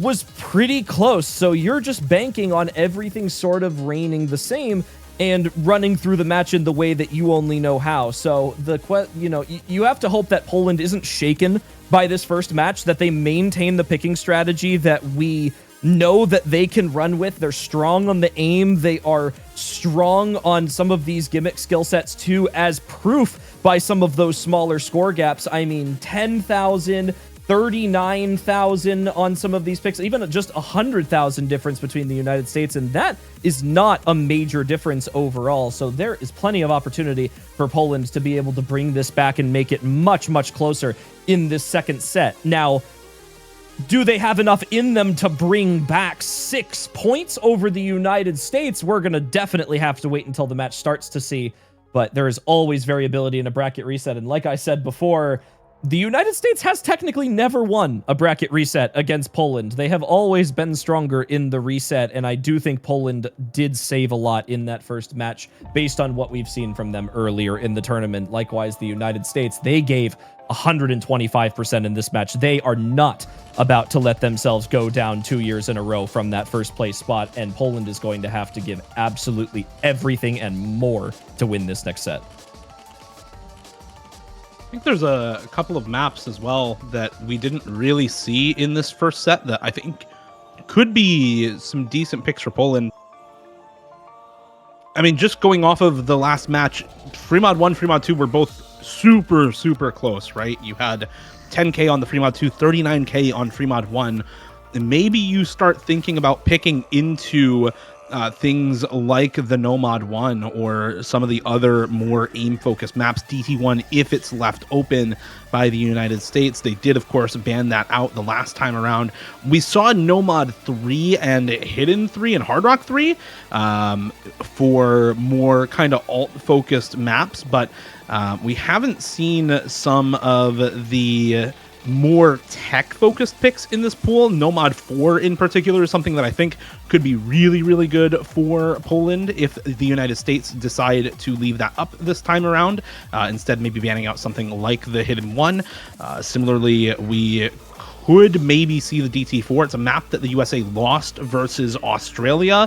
It is a more speed-focused DT4 this week, but at only 225 BPM as opposed to the 270 or 290 that we saw in the two speed picks in this first set of Grand Finals.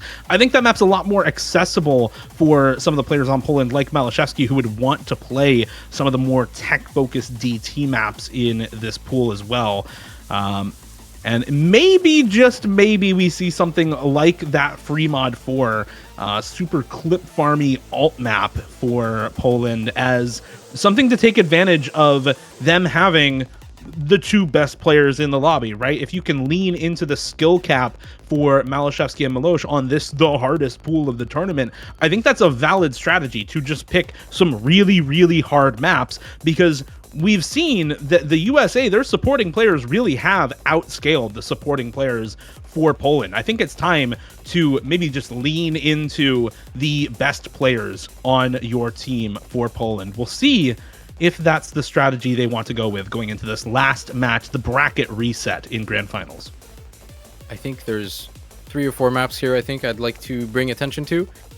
We haven't seen any of them, so that's why. Nomad 5 was untouched. It was left open. It was untouched. I think on paper, Poland looks really good on that one. Again, they completely demolished Header last week against the USA, and it looked really good. Hard Rock 1 is left open as well, which I think is another pick that's pretty favorable for USA here, that we have not really seen them play. They still managed to keep it, and you did mention that Fremont 4 there, that Kobario song, the Clip Farm map, potentially pretty good, I think, when Malashevsky and Milosh are going to do the things that they've done on Hidden 1 there. Like, that was crazy. I think that's another map that they could potentially do that on. And I think I would potentially like to see this Nomad 2 as well, perhaps being played. I think that is a potential good pick for Poland that was completely left up. So some things to watch out for in this next set as we get into bracket reset now here. Poland looking to take it back, and we'll see if there's any changes. Get started here. For those wondering what a bracket reset is, because I know not all esports do a bracket reset, the OS World Cup is a double elimination tournament, meaning that in order to be eliminated from the competition, you must take 2 losses over the course of the entire tournament. The United States took their first loss in the winners' finals versus Poland just a week ago.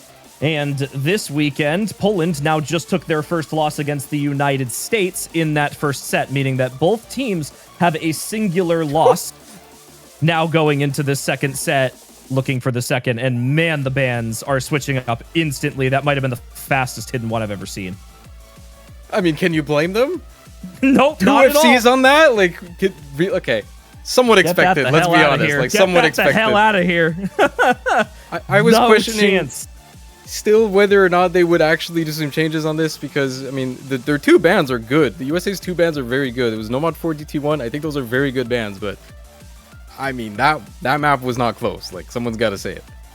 Nope, they were dead. The United States was dead on that map. They were dead before the map even started. And if there was ever a pick to switch up your ban on, that was the one of the match. You know, I sort of talked about Poland maybe wanting to ban Pacific Girls because they didn't really have anyone that could compete with Window Life on that map, and he looked comfortable.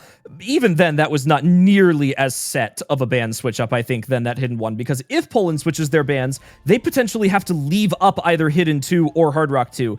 And unless Poland was banning Hard Rock 2 for, like, the vibes, and I don't think they were because of how good the United States is, I don't think the Hidden 2 is a switch up. But they do, actually. They do end up leaving the Precision map open in lieu of that DT3, and I think really that's just on the basis of, okay, we have information that the United States is going to guaranteed win DT3 against us. Let's take our chances on a skill set that I do think Poland has some players for, even if the United States is favored on the Hard Rock.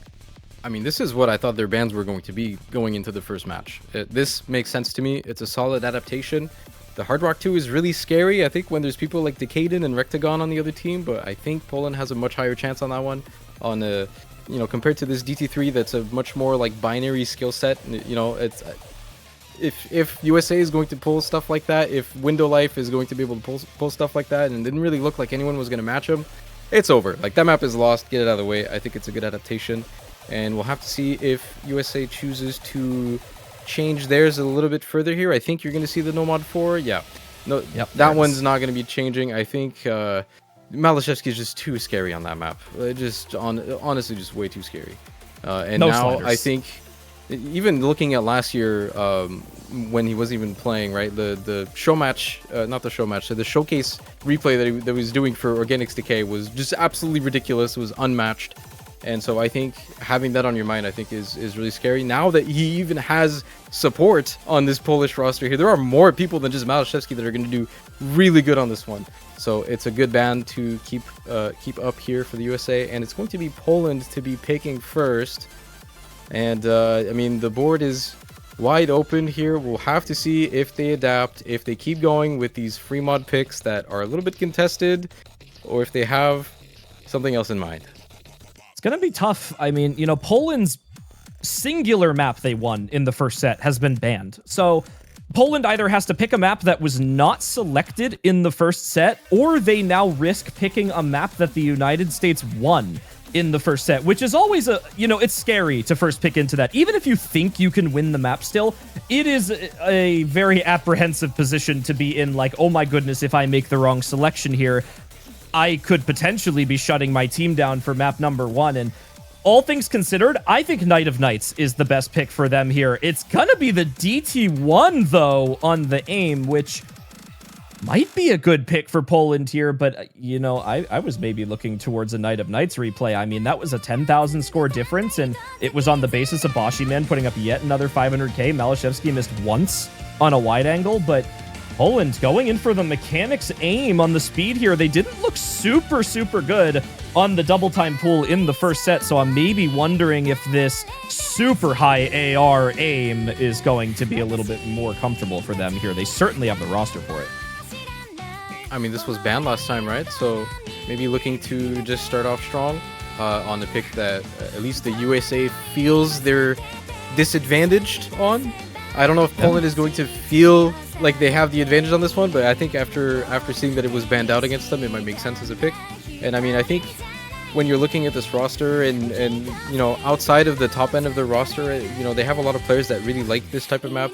They've been pretty good on the DT1 so far in the tournament. But I think most importantly, this is a DT pick that Malashevsky can play. He didn't play DT3, it was too fast, right? So having a map like this that I think changes the dynamic of this team a little bit, where you're probably looking at some of their other players to do particularly well on this, and Malashevsky to be offering the support. But I mean, this is a pick that he's going to be able to show up on, and they're going to be able to have a much more fuller roster against a team in the USA here. I think that honestly did not look good on this. You know, with the DT score multiplier on this, I think all of their scores were in the 400Ks. No one had a standout performance.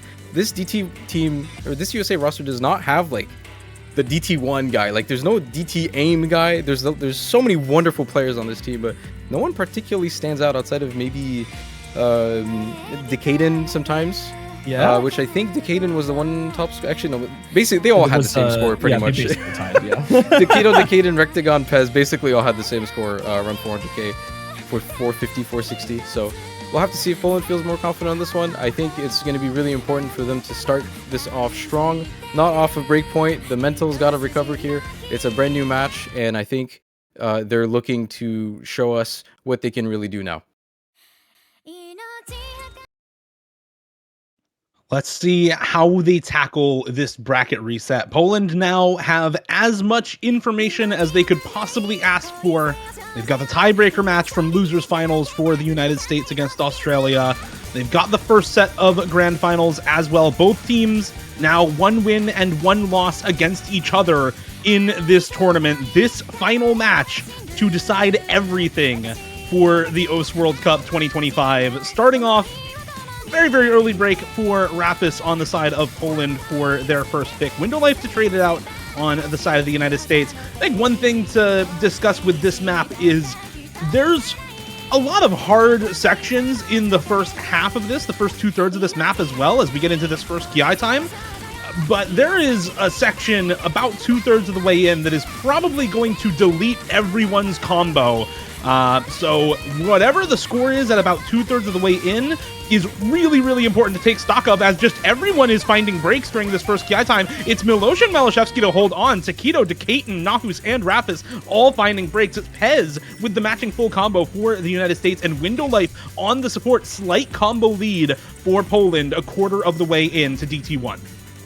This needs to be the best performance we see from every single player in this lobby. This is the final set. There are no second chances here. Poland must win on this set in order to pull back their title from 2017. Pez, the only player on the United States standing in between them and their first point right now. Milos and Malashevsky, some big combos here. Rafis and Window Life to trade the combo out, and that favors Poland even more. And if Poland is winning, like you said, at that big jump section here, I think it might all be over. Malashevsky finds a slider break, and that's maybe just a peek through the window for the United States in this jump section as Pez once again becomes the player the United States needs. It's halfway through the map. It's Milos and Pez. There is nobody standing in between them and their chances to carry their country to victory. Taquito falls. Rafis falls. It's Dekaten and Pez. It's Milos and Nahus. Window Life and Malashevsky don't matter. Taquito finds the drop. Dekaten finds the drop, and it's Pez. And Poland looks to take their first map on the back of Milos's FC.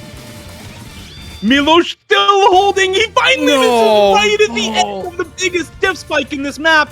That's where this map goes up to 9.1 stars. It's just on that diff spike, and he misses at the very, very end. But no, there is just no combo anywhere. The biggest in the lobby, Window Life, just cresting 200 combo right now. The score is slightly going back the way of the US because of that slight combo lead, and it's only a 37k lead right now for Poland. They have to lock into this ending. Rafis finding that miss there, going into the last quarter of the map, going into this last sliver. Pez also finding the drop. It's another trade from Rafis, and everyone else still holding. Taquito giving some combo back to Poland, but it's traded away by Malashevsky immediately. Milos, Window Life, Dekaten, and Nahus all still holding. 2 for 2 going into the ending here, and 30k still in favor of Poland. There goes Nahus. It's Dekaten and Window Life. They're eyeing to pull it back to the United States for another breakpoint to start off this bracket reset. There goes Window Life. There goes Malashevsky. It's Milos and Dekaten matching 27k in favor of Poland, and they may have just done it barely by the skin of their teeth on this DT1. It is 830k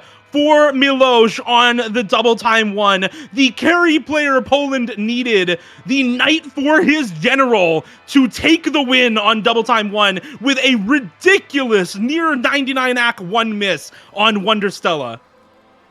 Unbelievable from Milos. A singular miss, a singular slider break, and almost 99% accuracy. And that is the Milos that we expected to see in this grand finals. They've looked so, so good for the entire tournament. And that first set left us wondering, well, what is going to happen in this bracket reset? And they are going to take it and go out swinging here. And honestly, it remains to be said about losing a point like that if you're the United States. When you are in Poland's position right now, you expect to win that map, sure. It's our first pick, but there was also an element of uncertainty to it, because when you lose a set 7-1 and that many break points, every single point that you win after that is a motivating point. So for Poland, it's not only the fact that they won a map by a small margin, it's actually damaging, I think, to the United States to know that you were so close after a 7-1 victory to winning a break point at the start of the next set again, and to let that slip away from you. I think that might have actually done a little bit of damage to the United States. And now we head into some hidden tech once again. This was played in the first match very early on, and at least to me, these scores did not look as good as you'd expect them to look from everyone in this lobby, I think. So now that we're all seated and comfortable and warmed up, and the nerves are out of the way, the chokes are out of the way, I think we might be looking to see some very different performances on this one. No one was over 400k on this the first time, but the USA did look a little bit favorable on this, taking it by 160k. But I think there's a lot of potential for some stand-up performances on both sides here. So I'm very curious on this one. I think this is going to be a very important map to determine what the narrative on this match here, because I think Poland has a pretty good chance at taking this, honestly. 160k was a big gap considering the scores on this were pretty low, but the potential is so high, especially after the hidden one that they pulled off that's now banned, right? So I think the context is a lot different, and I think this is a really important pick for USA to be able to hold here. I think dropping a breakpoint here, I think, is going to do some damage to their mental. So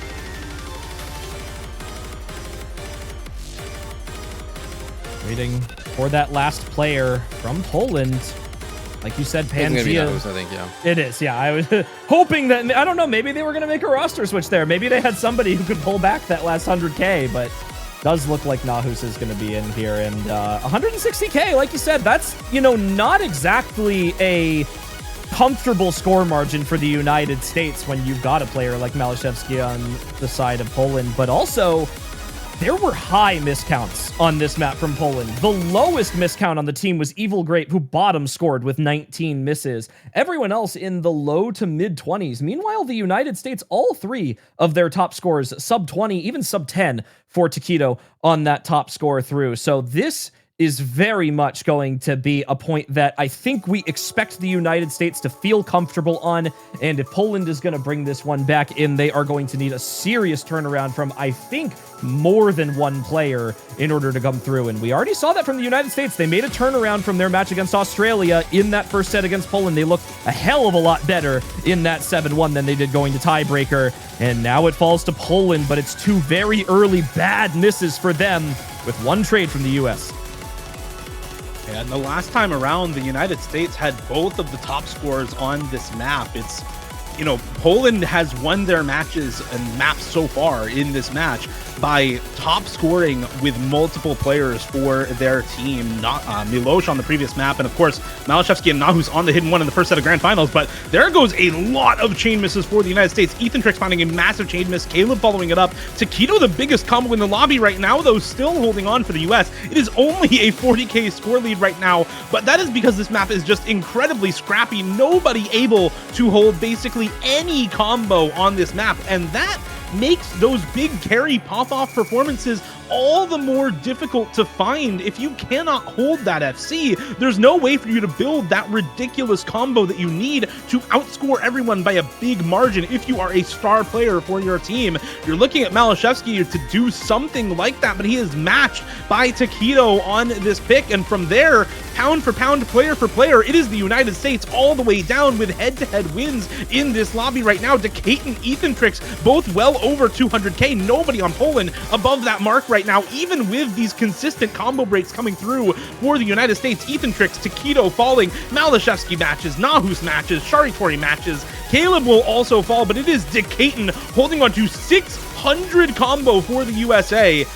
And the first time around, this map was won by only 160k for the US. It's not a huge margin. It's somewhat small, honestly. It's not super convincing. This time around, going to be an even larger margin of victory for the United States, close to a 200k win for them. And this map solidly US favored throughout the grand finals.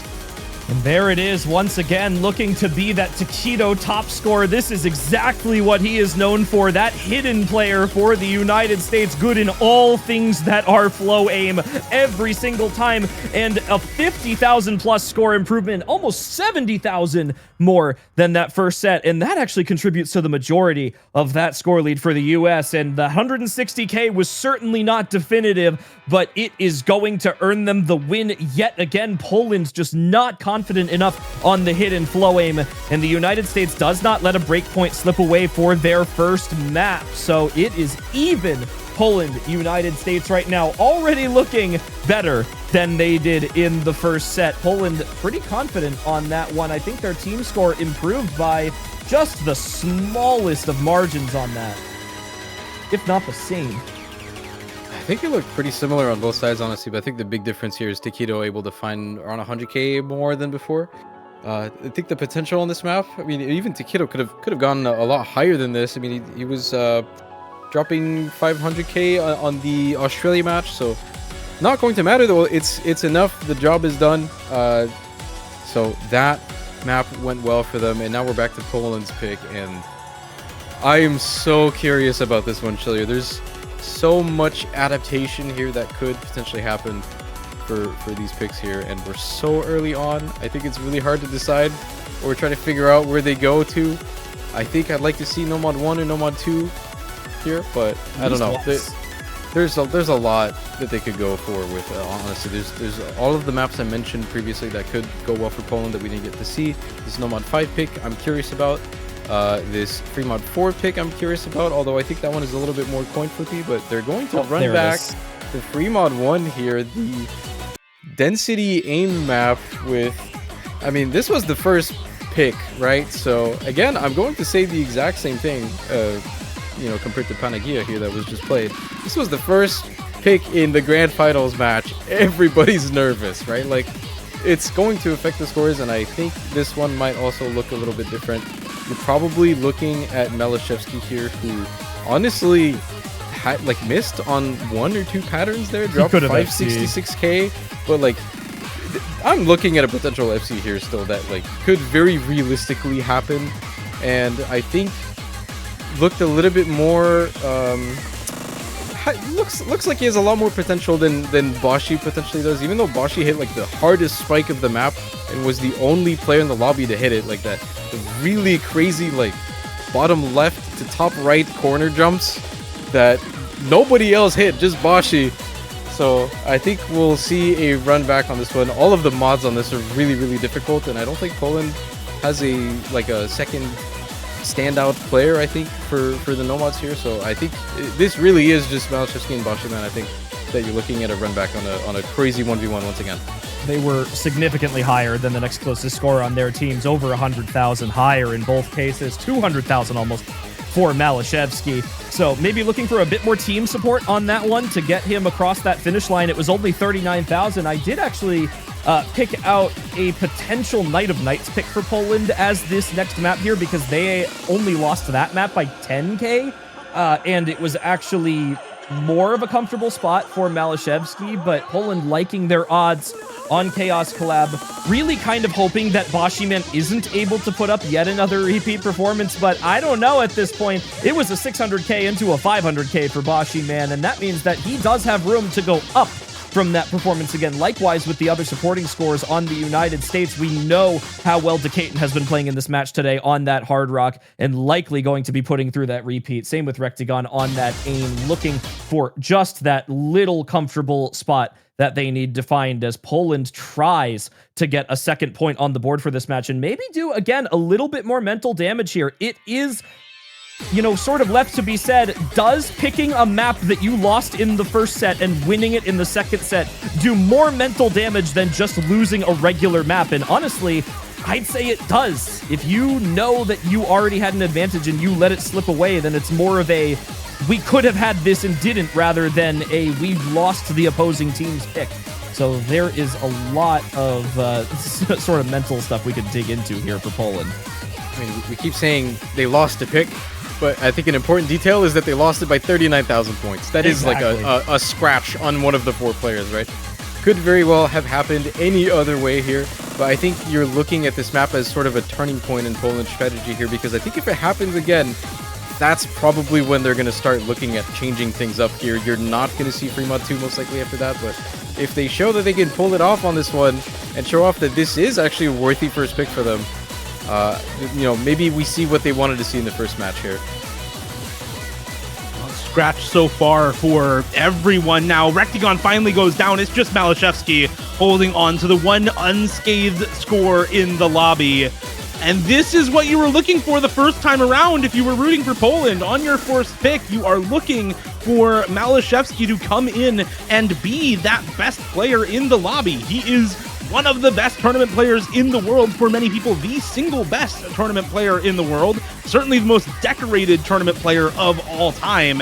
And this is the biggest trophy in the world. He is looking to finally get the single biggest accomplishment that any tournament player can have, which is winning the World Cup. And he is looking good so far in this map. That said, Poland overall, they are only up by 6,000 points at the halfway mark right now. Another break to come through for Nahus. There's a little bit of combo on Shari Tori to match Decaton on the side of the United States, but Boshiman is building back up that big no-mod combo for the United States. He is on impeccable accuracy as well, and halfway into this map, there he goes as well, actually finds the break on the slider stream. That's the pattern we talked about the first time around on this map that could potentially send this map one direction or the other. This time around, it does send it in favor of Poland. Boshiman trading out on the slider stream, Decaton breaking on the Hard Rock afterwards, and now it's Malashevsky and Shari Tori both unmatched. The commander and his knights all working in tandem to bring this pick home for Poland this time around. 39k is indeed a scratch, but that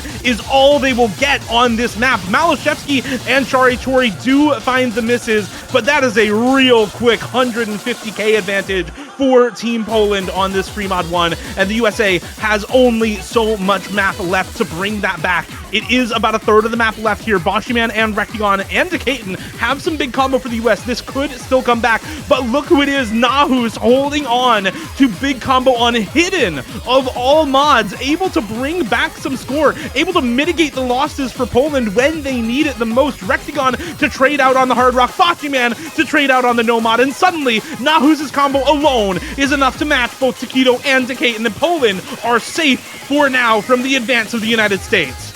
It's 110,000 for Poland right now. Nahus, known for his hidden aim ability, going to be moving through the end of this map comfortably. It's Taquito and Decaton to find a miss, and any chance of the United States making a comeback here is now lost. And the very, very slight margin that the United States had on this map in the first set disappeared in an instant. Breaks be damned for Poland. Koshi RX 600 combo, and there is nothing the United States can do. Gonna be a little bit disappointed with the overall performance from that top end here, and unfortunately, the one-time Boshiman does not find that 500 or 600k score gap. It is the difference for the United States. It's 150,000 for them, and there is nothing that can save them in the ending of this map, as Poland does not let yet another chain of breakpoints slip away. They will secure the second point in the bracket reset, and we already have a better match on our hands to a significant degree. The United States, 163,000 in favor of Poland, now look for their next pick through, and that is going to be a tough one for them. That's gotta hurt. I mean, this makes more sense. This is why they're first picking this last match. I think this is what they wanted to show. I mean, Nahus with a 100k or so score upgrade from the first map here, making a pretty significant chunk of that difference, honestly. But yeah, I mean, it is hard to find the consistency to do this over and over again, right? I mean, you've seen Boshiman do super good on this 3 times now, I think. But it's hard to do it over and over and over again. 500k last time. So, I mean, it's tough. But now I think you can perhaps feel a little bit more confident about Poland's, pick strategy. Perhaps they are looking at that Nine of Knights again afterwards. But before we get to that, we have to consider what the USA goes for. The playing field is a little bit different here. There's still a lot of maps that have not been played that are pretty good for them. Again, that Hard Rock one I think is pretty solid for them. Yeah, they're going to go for more of the Hard Rock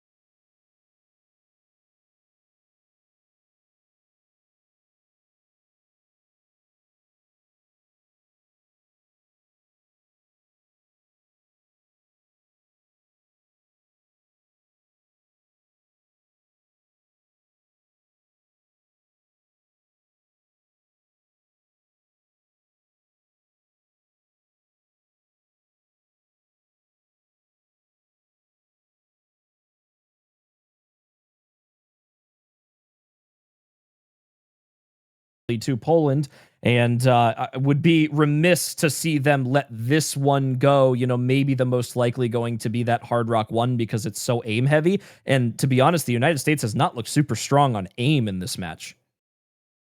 Yeah, this one was one off of Window Life. Drop.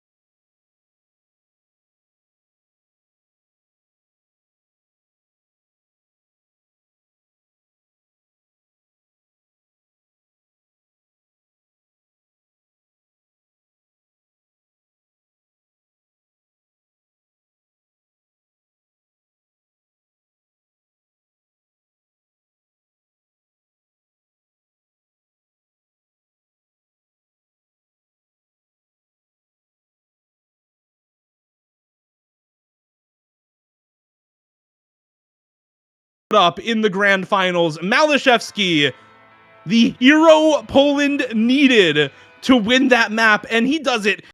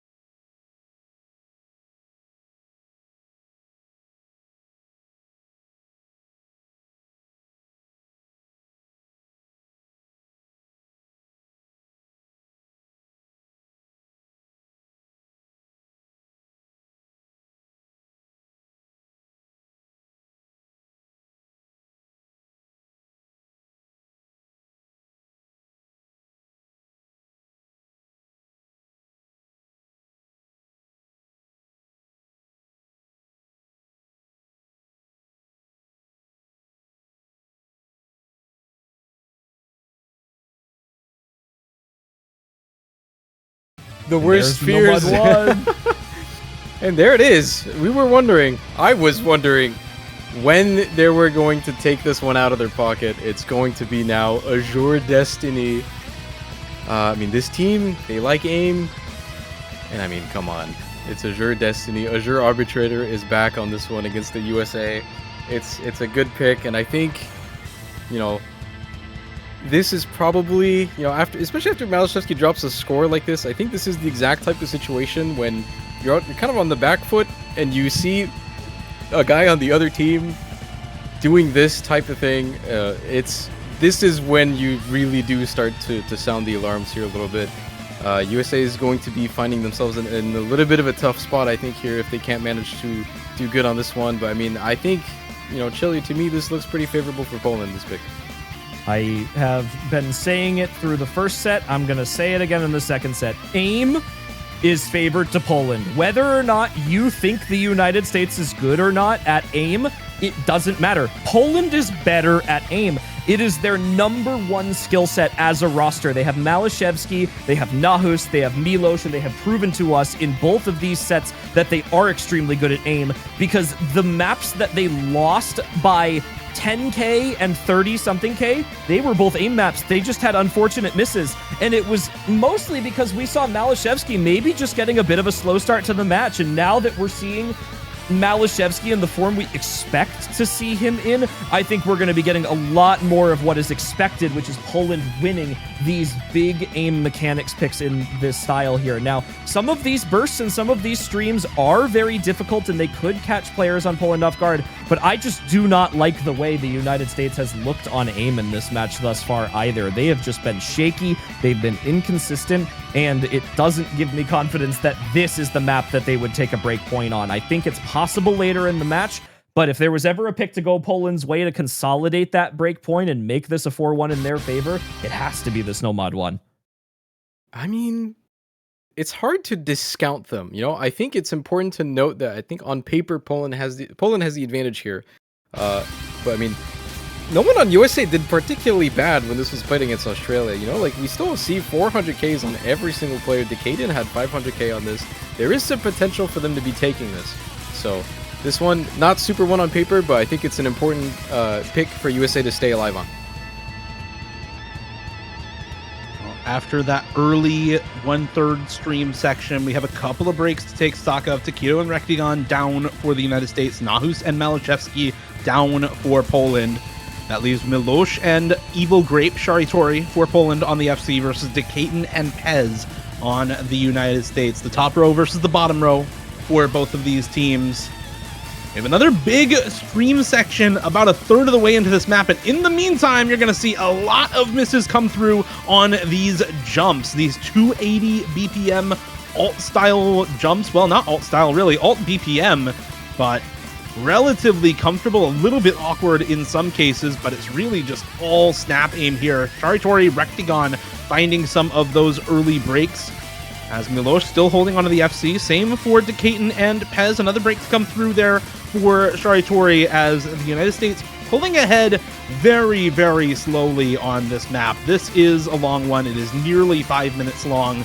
So you're going to expect to be here for a while on this pick. Coming in to the next more difficult sections, we're about a quarter of the way in. We have a little ways to go until that next 1/3 stream. And until we get into the next bigger sections, more misses to come through for Sharitori, and it's the extra combo for the United States doing a lot, but there go Takedo and Decatan on that 1/3 stream section. That's why I keep mentioning it. It so often claims those combos for either team, and this time it's the United States to fall on it. Milos still holding the FC, Malashevsky and Nahu still holding the reverse chokes. There goes Rektigon for the United States as well, and this is why we were talking about this map being Poland favored. Even if you're just looking at the aim sections, they have had more players to hold combo. There goes Nahu's finally, that reverse choke down now for Poland, but it's the one FC to match for Pez and Milos on each team, and then Malashevsky holding the reverse choke for Poland, bringing that combo lead over to their side halfway in. And this is a tiebreaker length map, which means tiebreaker score gaps do take effect here, and that 70k is massive for Poland, not even as a normal gap, but because of these combos they have. Hez, the only player standing for the United States right now. Rectagon, Taquito, and Decaton all find breaks, Rectagon being Bancho, but it's still only 400 combo there. Poland with a double FC basically here. Milos finally to find a break, but it's Malashevsky still at a 1400 combo. It's 100,000 lead for Poland. Malashevsky would need to have an absolute meltdown right now to give this to the US, and we've got more stream sections coming up for these switches right now. They need some help on the side of the United States. One combo will not stand. Nahus, 600. This one. This is the jump, and it's everyone, but there it is. Malashevsky holds! What do you do? That's the map. That's it. No, it's not actually. Malashevsky misses, but there's just no combo anywhere for the United States. This big diff spike here just clears everyone out of the lobby. Milos falls on the 1/3 stream afterwards, and there is just nothing that anyone can do on either team at this point to bring this map back for their team. The United States down 170k with a maximum of 250 combo on either Taquito or Pez, and Poland up the same amount, not even 200 combo anywhere finally for Milos and Nahus on their side. It is an unwinnable proposition for the United States at this point. The map is over, decided by the combos before that big diff spike, and Poland are going to go up 4-1 in this match. If this map were close, we would have one last big jump section about this far into the map right before the outro, but it's not going to matter here. Nearly 200,000 points for Poland. They're going to go up 4-1 in this match. They've consolidated that break point, but they are still only up 1 break point. Fantastic scores from Malashevsky to match Pez on that ridiculous run he had in the first half of the map, plus the 580k from Milos to bring the score lead over to their side. And it's a successful point. It's a massive lead right now for Poland, but it's only 1 break point. That is not all that big in the grand scheme of things. Last match in the first round of grand finals, we saw the US go up 4-1, but that was with 2 break points. They had won 2 of Poland's picks to that point in the match. Right now, Poland has only won 1 of the USA's picks, so this is not quite as big a lead as it lets on. We'll have to see if Poland are able to keep this lead throughout the rest of the bracket reset. Well, the question being now is, regardless of whether or not the United States is able to break this 4-1 curse, they are still down 3 maps in a bracket reset where they weren't even within reaching distance on a first set. And the turnaround from Poland, from Malashevsky and Milos in this second set, is unbelievable. And the United States picking into this Hard Rock 2 that was banned against them in the first set. They are going to capitalize on their Hard Rock abilities here, hoping that this Hard Rock roster is going to be able to match up from this performance on Poland right now. They have got their work cut out for them. Malashevsky is an extremely proficient precision and tech player regardless with Hard Rock, and with the way he's been playing in this match thus far, and to be honest, the way that some of the usual US Hard Rock players have been playing, their odds of winning maps like this are very, very slowly lowering, and they need to find it now. I mean, this is going to be a really good pick for their mental, I think. Just always nice to be able to pick what the opponents banned out. However, I mean, Poland clearly had some changes in this bracket reset here. They're coming out with new picks. You know, I had a feeling there was some surprises. And I think something that is, you know, there's some potential here that, you know, I'm not saying this is what happened or what they potentially had in mind, but if you're up on the winner's side of a bracket reset match like this, we've seen some bait bans before, you know? It's true, absolutely. I don't think Poland's any bad at this map at all. Like, they're gonna do fine on this. It's just some Hard Rock Tech slider aim. Like, Malashevsky eats that up, no problem. USA definitely looks favorable, though. I think most notably with people like Decaden on this, I think are gonna look really good. But, I mean, again, they didn't have any particular standouts on this. 400Ks across the board. They bring Boshy Man for this as well, who, you know, is definitely one of the best precision players in the world, but this one's got a lot of slider aim. It's got a lot of other skill sets mixed in, and I think it gets a little tricky for him to contribute that much. And he had a little bit of a weaker score on this. Definitely just filling as the fourth player on this one, or at least that's what it seemed like. So, you know, I think this is an extremely important pick for the USA to do good on. Not only win, but just win, you know, decidedly win on this. Like, it needs to look good, I think, for them, because I think they're starting to be a little bit forced into picking the couple maps they have left that I think they're confident on. It's going to be Hard Rock, so we're going to be seeing Hard Rock 2 here, and I think, you know, they're going to be probably forced into Hard Rock 1 after this just to get it out, if it is as advantageous for them as I think it is. But, I mean, Poland definitely has a solid chance on this with how good Malashevsky's been playing. I mean, he logged in. So Yep. I'm very curious to see how this one. I think this one is very pivotal. This is going to be a deciding factor here. We saw the United States break the 4-1 curse, but like Dio said, it was 2 break points versus 1. The United States has looked good on the Hard Rock the entire tournament. They have yet to let it slip up. Eyes on Pez and Decaton with how they've been playing in these matches thus far, and there are so many maps left in this pool for the US if they are able to win this here, but gosh, if the United States is not able to take their own pick here, that could be the nail in the coffin. And it's Malashevsky, the only full combo remaining on Poland through this intro. We are not nearly into the hard section of the map yet, but here come the first set of sliders. This double potentially missable, and 2 players on the United States miss it. That is one of the jump scare patterns in this map, but as we come into this first Ki now, it's sliders, it's aim control, it's these dense triples in these alt sections here. Nahus the only one to fall, and the United States is not in an advantageous position right now. Milos breaks on the slider, and now maybe the United States is a little bit more safe, but it's Malashevsky and Kosciarek. It's Malashevsky and Kosciarek. It's Decaton and Rectigon for the United States. It's Pez and Nahus with the supporting combo for either of their teams. Bashi and Milosh trying to build back up right now. This is a generally low-scoring map. We didn't see anything above 500k there, but there goes Kosciarek. There goes Bashi as well. It's just Malashevsky really now for Poland. But Decaton is matching with the FC for the United States halfway in. It's Rectigon and Pez holding on to really big combo as well. Pez can match Nahus. There goes Rectigon, though. That is a huge drop for the United States. It's traded by Milosh, but Bashiman also dropping means that the United States no longer has that combo lead. It is ever so slightly in favor of Poland. Pez finding the slider break there is huge. That is now big combo lead for Poland. Nahus uncontested on that 500 supporting combo. It's still, though, the matching FCs. These 2 plays for Decaton and Malashevsky are the most important scores in the lobby.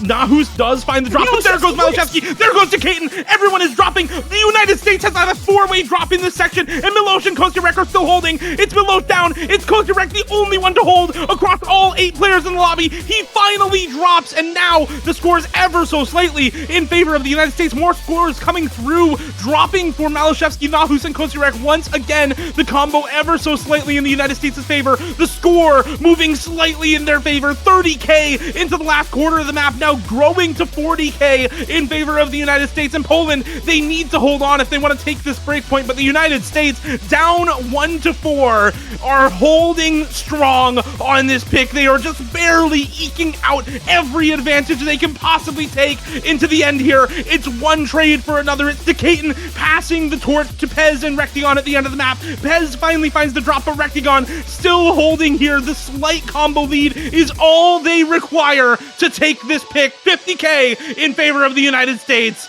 and they will no longer be down 4-1. They will take their pick by the skin of their teeth, eking out that win bit by bit, combo by combo, across all 4 members of that lobby.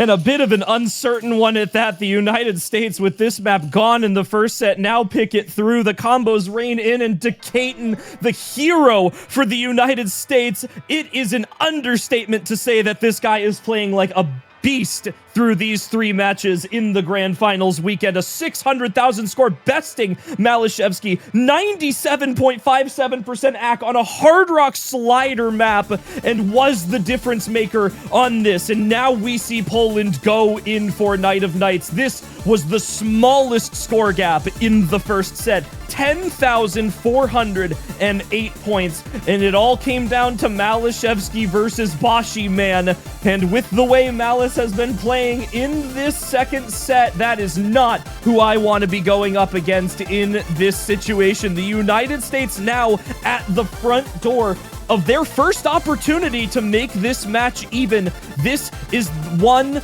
of 2 potential chances that the United States has to take this one breakpoint back. They've got one here that could potentially send Poland to 5-2, but the United States wins one after that, and they've got one more chance before that match point is forced on that tiebreaker. There is time, but it is running out, and if there was ever a map for Poland to finally assert their dominance on this match, it's going to be this one here to take that breakpoint back through.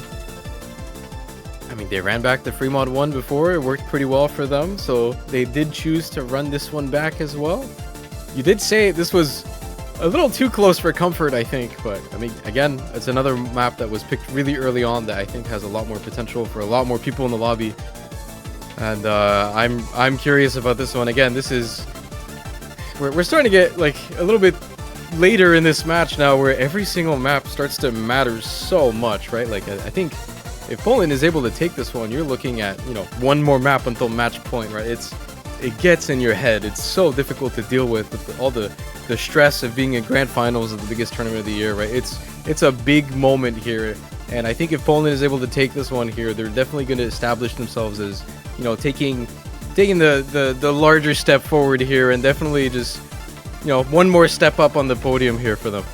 If Ethantrix in for this one once again, continues to fill that hidden slot pretty well. Looked better in the first set than they did against Australia, but again, both of those hidden players were the bottom scorers, and it just goes to show how difficult this map is on the hidden. The big difference is going to be the Hard Rock roster for the United States again, going for that overmod on Decaton and Rectigon, and we want to see that improvement from Decaton from the first set. A 200 max combo was almost the lowest in the lobby aside from Evil Grape on that hidden at only 335k, and you need to see the early combos for them. The United States looking for that 3-4. Poland trying to close this match out as early as they possibly can, and on a map that the United States only won by 10k, all the chance in the world for Poland to let Malashevsky absolutely run away with this on the Nomad, and it's all gonna start here in these early jumps. Who is confident, who has the consistency, and who's gonna be ready for these aim patterns, and both teams holding. I think holding is maybe underselling the amount of breaks we're getting early on here, Chillier. Ethantrix, Rectigon, Decaton all finding breaks for the USA. Milosh and Sharitori both finding the breaks on the modded plays for Poland right now. It's just Boshiman on the FC for the US, but 2 no-mod players for Poland, Malashevsky and Kosirek on the full combo right now. A third of the way in, and this is actually better for the United States despite that. There goes Boshiman, but Malashevsky instantly trades it out. And the early combos for the United States are just more consistent than the support for Poland. And that's really where the score lead is coming from. Decaton's accuracy on Hard Rock, plus that boosted Hard Rock multiplier on Score V2 is doing so much work for the score, keeping it up there with the likes of that 99% No-Mod FC from Kosirek. Even with that break from Ethantrix, it's matched by Milosh, it's matched by Sharitori, it's matched by Malashevsky. There's not all that many breaks for the United States, and this is not looking good for Poland. There goes Rectigon and Decaton, though. The 2 Hard Rock players trading it out on some massive jumps. There goes Ethan and Boshiman also. And suddenly disaster for the United States. It's a 4-way reset, and Poland, the hero they needed most, Malashevsky, he is not the one full comboing right now. It's the unsung hero, somebody who was playing in rank-restricted tournaments until not too long ago, somebody who was on their 3-digit World Cup team, who has been there through a lot of the downswings of Polish OWC. It is Kosirek who is pulling off a ridiculous FD right now. He still holds through all of this pattern same through all of the right angle jumps. He's holding through the space triples at the ending. 1,000 combo for Koziarek, the unknown hero. The Phantom Lord for Poland, he comes out of nowhere, and 700k, it's not going to be the full combo, but it's going to be more than enough to take Poland over the line into the end of this map and avoid disaster on another breakpoint.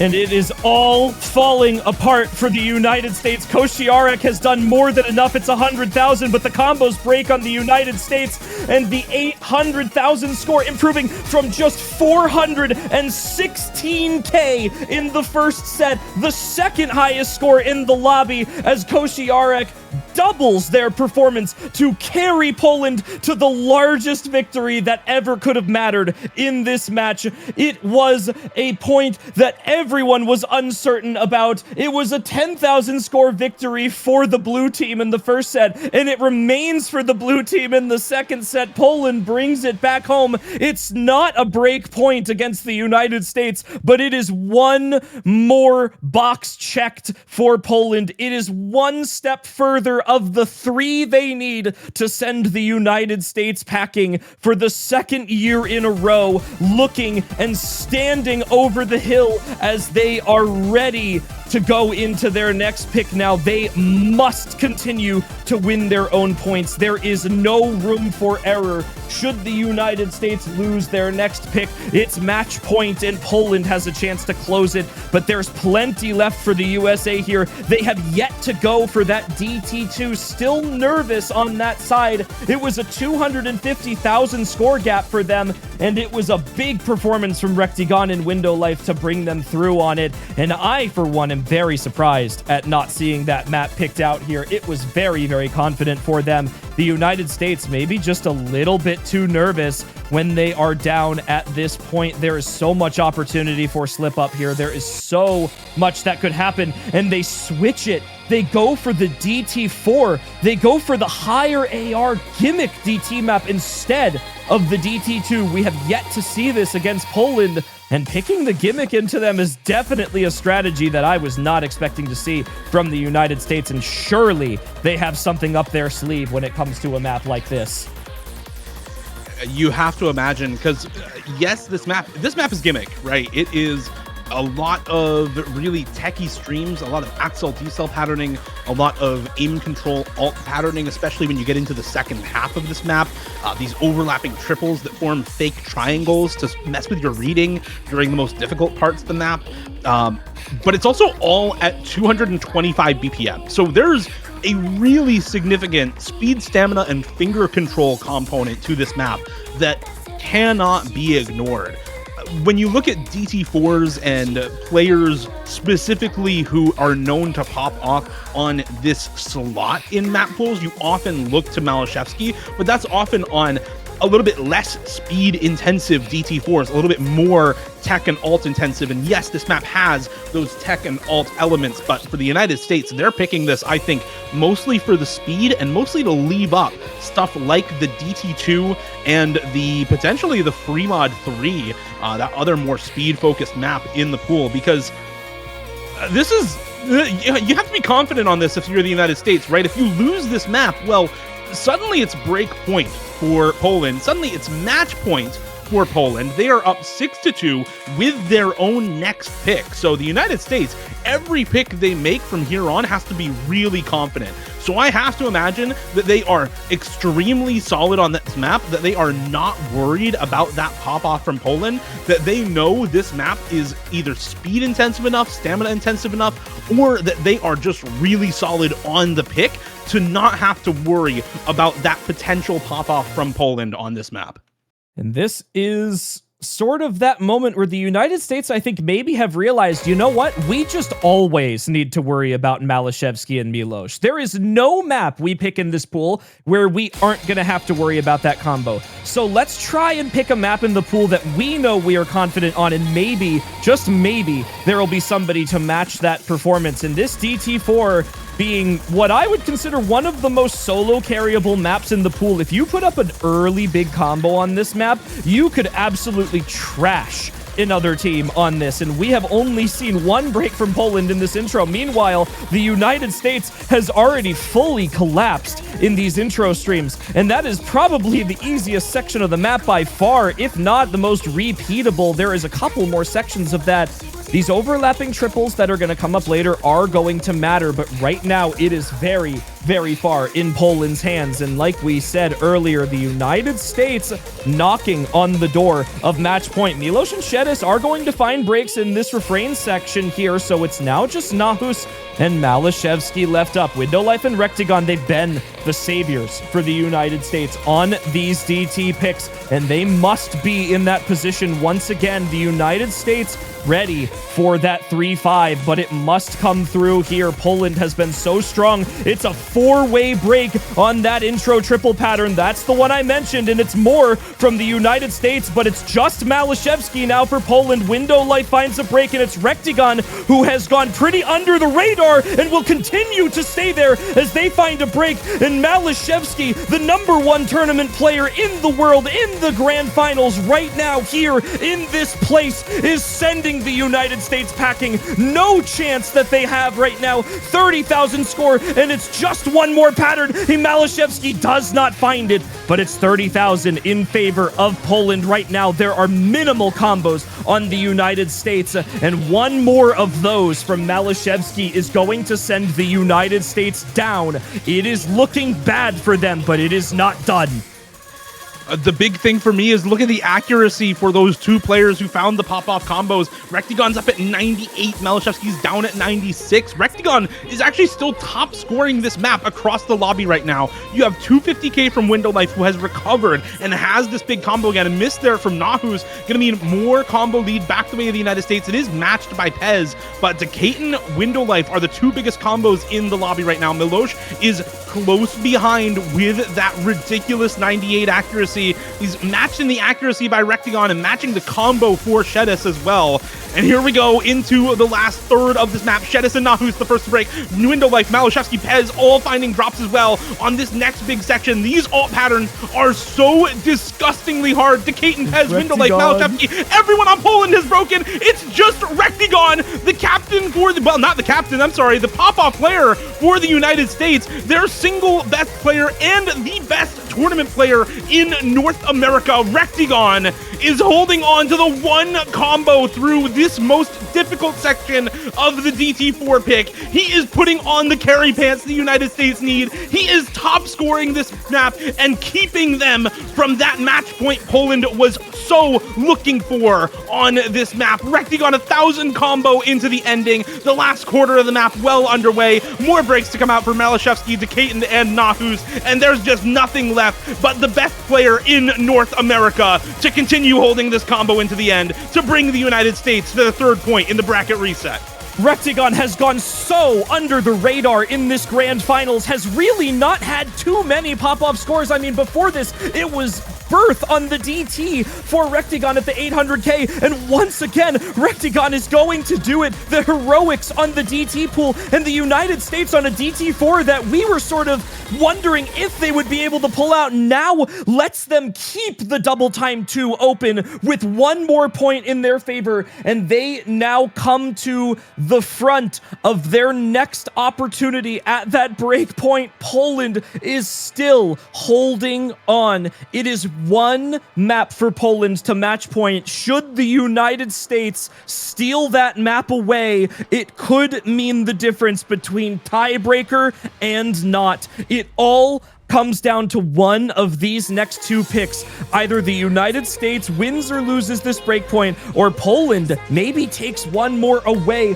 Either way, we are down to potentially just 2 maps left if all goes wrong here. And Poland can be unshaken here. They cannot let any of these losses affect them. They must continue on for the maps that they know that they are good at. And the question is, what do they go in for? It must be that Nomad 5 you mentioned, Dazer. I think it just might be. I mean, we're getting to the point where there's not a lot of picks remaining.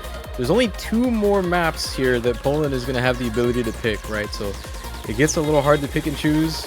I think the Nomad 5 looks best on paper for them, but I mean, there's still some other stuff in this pool that we haven't seen yet that I think is still quite advantageous for them, or at least has a good potential of being quite advantageous for them. I mean, this Nomad 2, I think, looks pretty decent. It's a map that Malashevsky is still going to be able to go in for. The rest of the team, I think, really likes this type of you know, flow aim, streamy map. This one's really difficult too.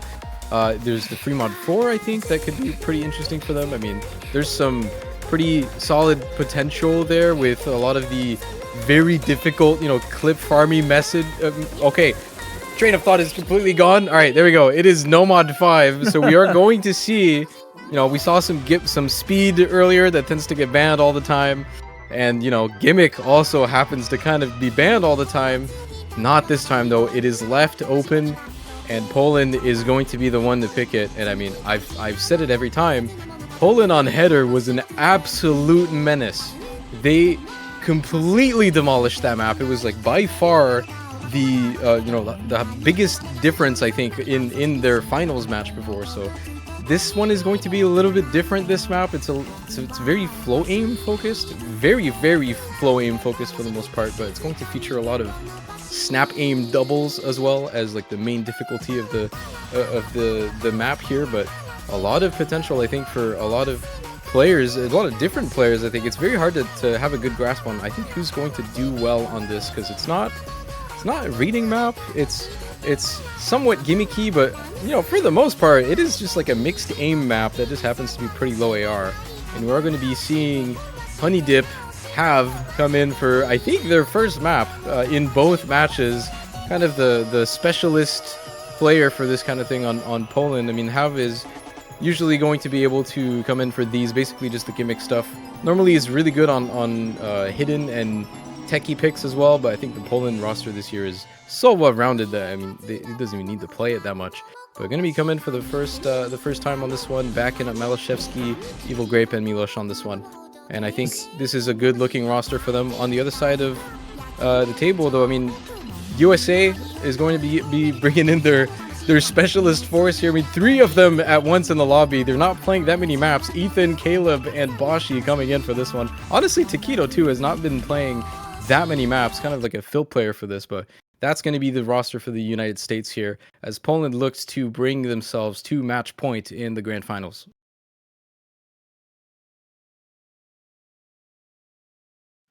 Let's see if they can convert this pick over to match point.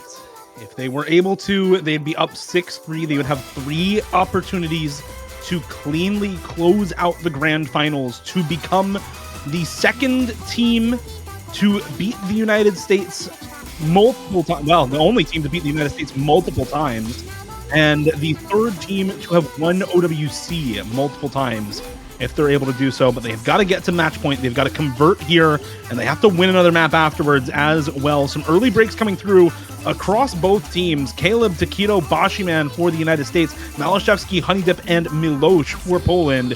It is Ethan Trix and it is Evil Grape holding on to the full combos for both of these teams on some honestly ridiculous low AR alt patterning. Here these doubles start to come through, and there goes Evil Grape. That's the first miss on that big combo for Poland during the section. Milosh also finding the drop. Taquito and Caleb trading them out, but it's big combo now on 2 members for the United States. Ethan Trix on the FC, Boshiman on the reverse choke. There goes Caleb once again, but Malashevsky also finds the drop. That's another big combo gone for Poland. It is Honeydip and Evil Grape holding a little bit more combo for Poland, but the United States, they're still not bringing this over to their side. Chillier, it's 90 AC for Ethan Trix. He is combo gaming his heart out right now, and it's 96 for Evil Grape, 96 for Milosh, 96 for Malashevsky, 94 for Honeydip. The accuracy on Poland just outdoing the big combos for the United States. Finally, it's turning to matter, but there goes the miss for Ethan Trix. Boshiman also finding the break immediately afterwards, and it's still big combo on 3 members for Poland.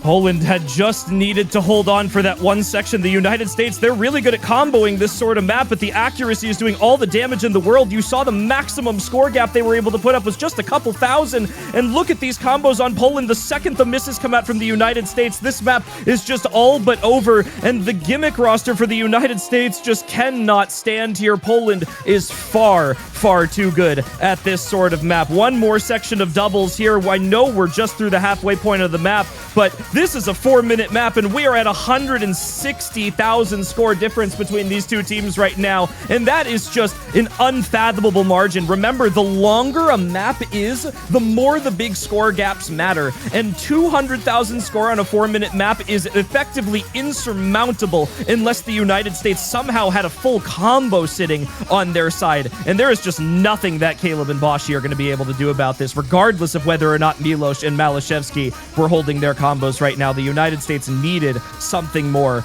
on this map, and as we come into the final quarter, that is going to be Poland looking to pull out that match point. Milos does find a miss, but as long as Malashevsky holds, the United States is going nowhere with these combos. And now it's going to be that 3-6, and Poland now officially knocking on the door of that first place. Caleb misses the doubles, and that is just going to be the nail in the coffin for the United States, now needing to win 3 maps in a row, including a break point, in order to make it through this match. They'll also need to go through tiebreaker in order to eventually win against Poland if the greatest dynasty in OWC is to find their 9th win this year. Poland, they have so much security in this match right now. They have a pick of their own to try and close this out. They have 2 picks from the United States to try and close this out. And if all else fails, they have access to that exact same tiebreaker. 4 opportunities for Poland to close this out, 3 of them before we even get to that tiebreaker, and it is a win nearly across the board for Poland on this map. The only member of the United States to score higher than anyone on Poland is Boshi Man. He's able to outscore Evil Grape and Honey Dip, but that's it. All other members of the United States lower than the lowest score on Poland. That is a completely dominating win for Poland on that Nomad 5 pick. It is why they saved it for near the end of this bracket reset. And I think similarly, it's why the United States is picking into this double time too. This was the one. This was going to be the pick they needed, you know, and I think that them winning that DT4 mattered more than you would have thought, because this is quite possibly one of the only picks left in this pool where the United States had a pretty decent advantage in the first set. Everything else was very, very close or banned. I mean, they had out of place. That was only 122,000. And of the maps that were picked in the other match, everything else is already gone. So this is the only pick retained now from that first set where the United States knows that they had an advantage. And even then, it was on the back of an unbelievable performance from Rectigon and Window Life that they need to see again. Then they need to take a break point from Poland and somehow find another map in this pool that they have not played yet versus Poland and win it as well. This is 3 points for the United States using only 1 break point from Poland, but it might be the biggest uphill battle they have seen in the entire double set that we have had here. And this DT2, no matter how confident it is going to leave the United States lost potentially for what that final pick is. Likewise with Poland, the nerves that you have to have after forcing the match point, bringing yourselves back to that same spot in 2017, right there, waiting to take the gold. What do you pick? How do you pick? There's only a couple maps left in the pool, and if you don't have something that you are 1,000% confident on, it's always going to be a do or die scenario for them here, and it could mean the difference between Poland winning or losing this match if all goes wrong. As much as this map looks like a break glass in case of emergency for the USA, when you look at how this went the first time, you definitely said it. This was almost entirely just Rectigon and Window Life playing well. Pez and Taquito had lower scores than most of Poland there. Actually, all 4 of them. So, you know, you will need these scores to come back here for this second time here, because Poland is just knocking on the door here. That's it. Like, you're out. There's no more second chances after this. One more map is all it takes for it to be all over, and Rectagon and Window Life are gonna have to do it all over again here.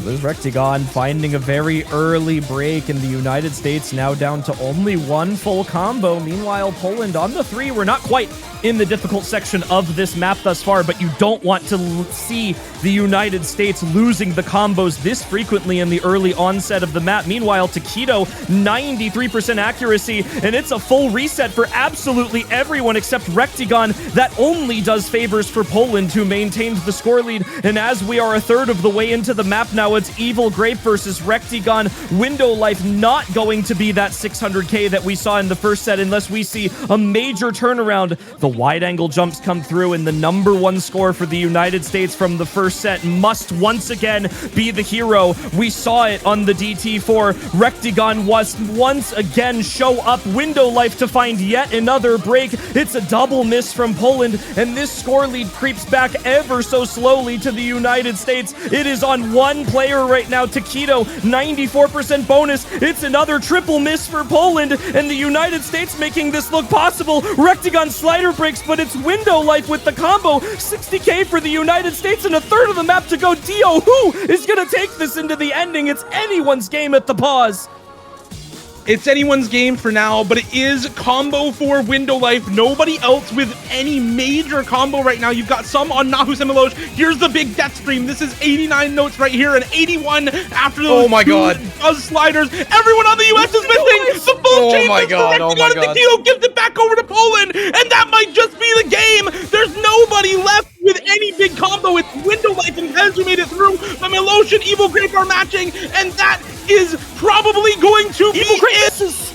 That is Grand Finals. That is Poland winning OWC. Every kingdom has its rise and fall. Every dynasty for the US, its beginning and end. And here today, the ghosts of the USA's past have come back to haunt them. Poland's Phantom Troop have become the 3rd team to win OWC multiple times, and the most decorated tournament player of all time adds the greatest trophy to his collection. The US, they will always have a claim to the throne, but they will not win this year's war for the spot atop the world, losing once again to the best team in the world. Poland repeat history from 2017. Poland beat the US in winners finals, and they beat them again here in the bracket reset. Poland are your 2025 OWC champions. And what a match to do it on. Poland, the only team in the history of the OS World Cup to maintain an undefeated record against the United States in the battle for first place in the OS World Cup. It started in 2017. They put it on the back burner for a few years, but by God, they were going to do it again in 2025 was their year. 8 years later, Poland stands back at the top of the podium as the best country in the world at this game we call Osu, and in amazing fashion at that. An uncertain first set, a 7-1 loss in a match that looked all but over. And Poland brings it back.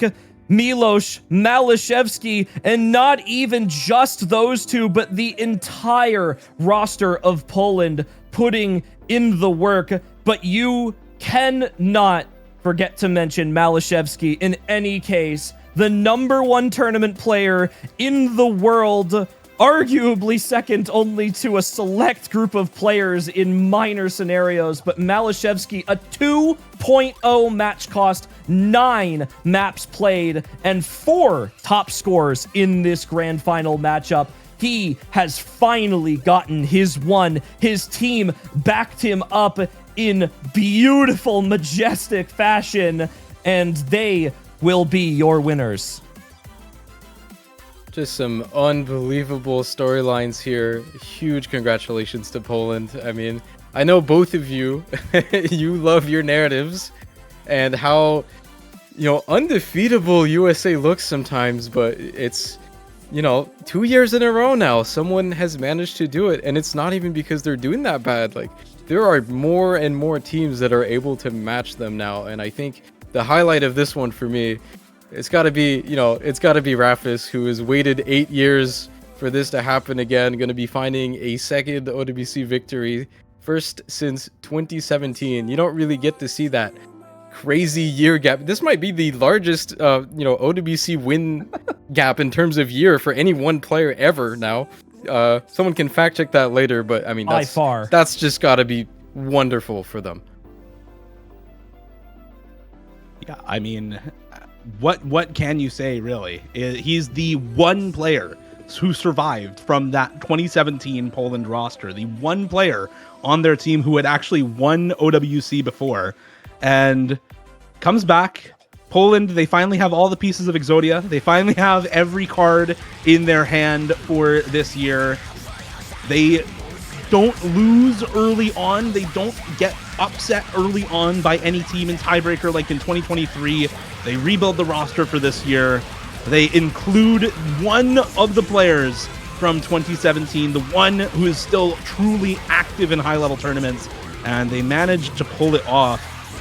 This is a ridiculous storyline for sure. In the USA, I mean, this is the team of storylines, right? This is a team that, we talk a lot about, the end of a dynasty, the end of an era with last year's loss, and now they're second place this year as well. They didn't win OWC. Okay, yeah, they didn't win, but they've also been top 2 every year since 2015.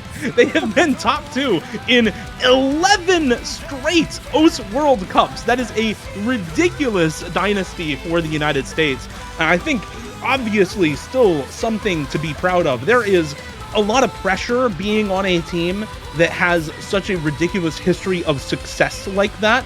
And so for the USA to still be able to pull in rookies like Caleb and Ethan Trix this year and still have a really dominant showing throughout much of the World Cup, only ever losing to Poland once in the winners finals and once here in bracket reset, goes to show the depth of their player base and why that dynasty exists. We often forget to talk about the why behind that dynasty, but the USA of today is a completely different squad from the USA of 2015 when they first started accruing those wins.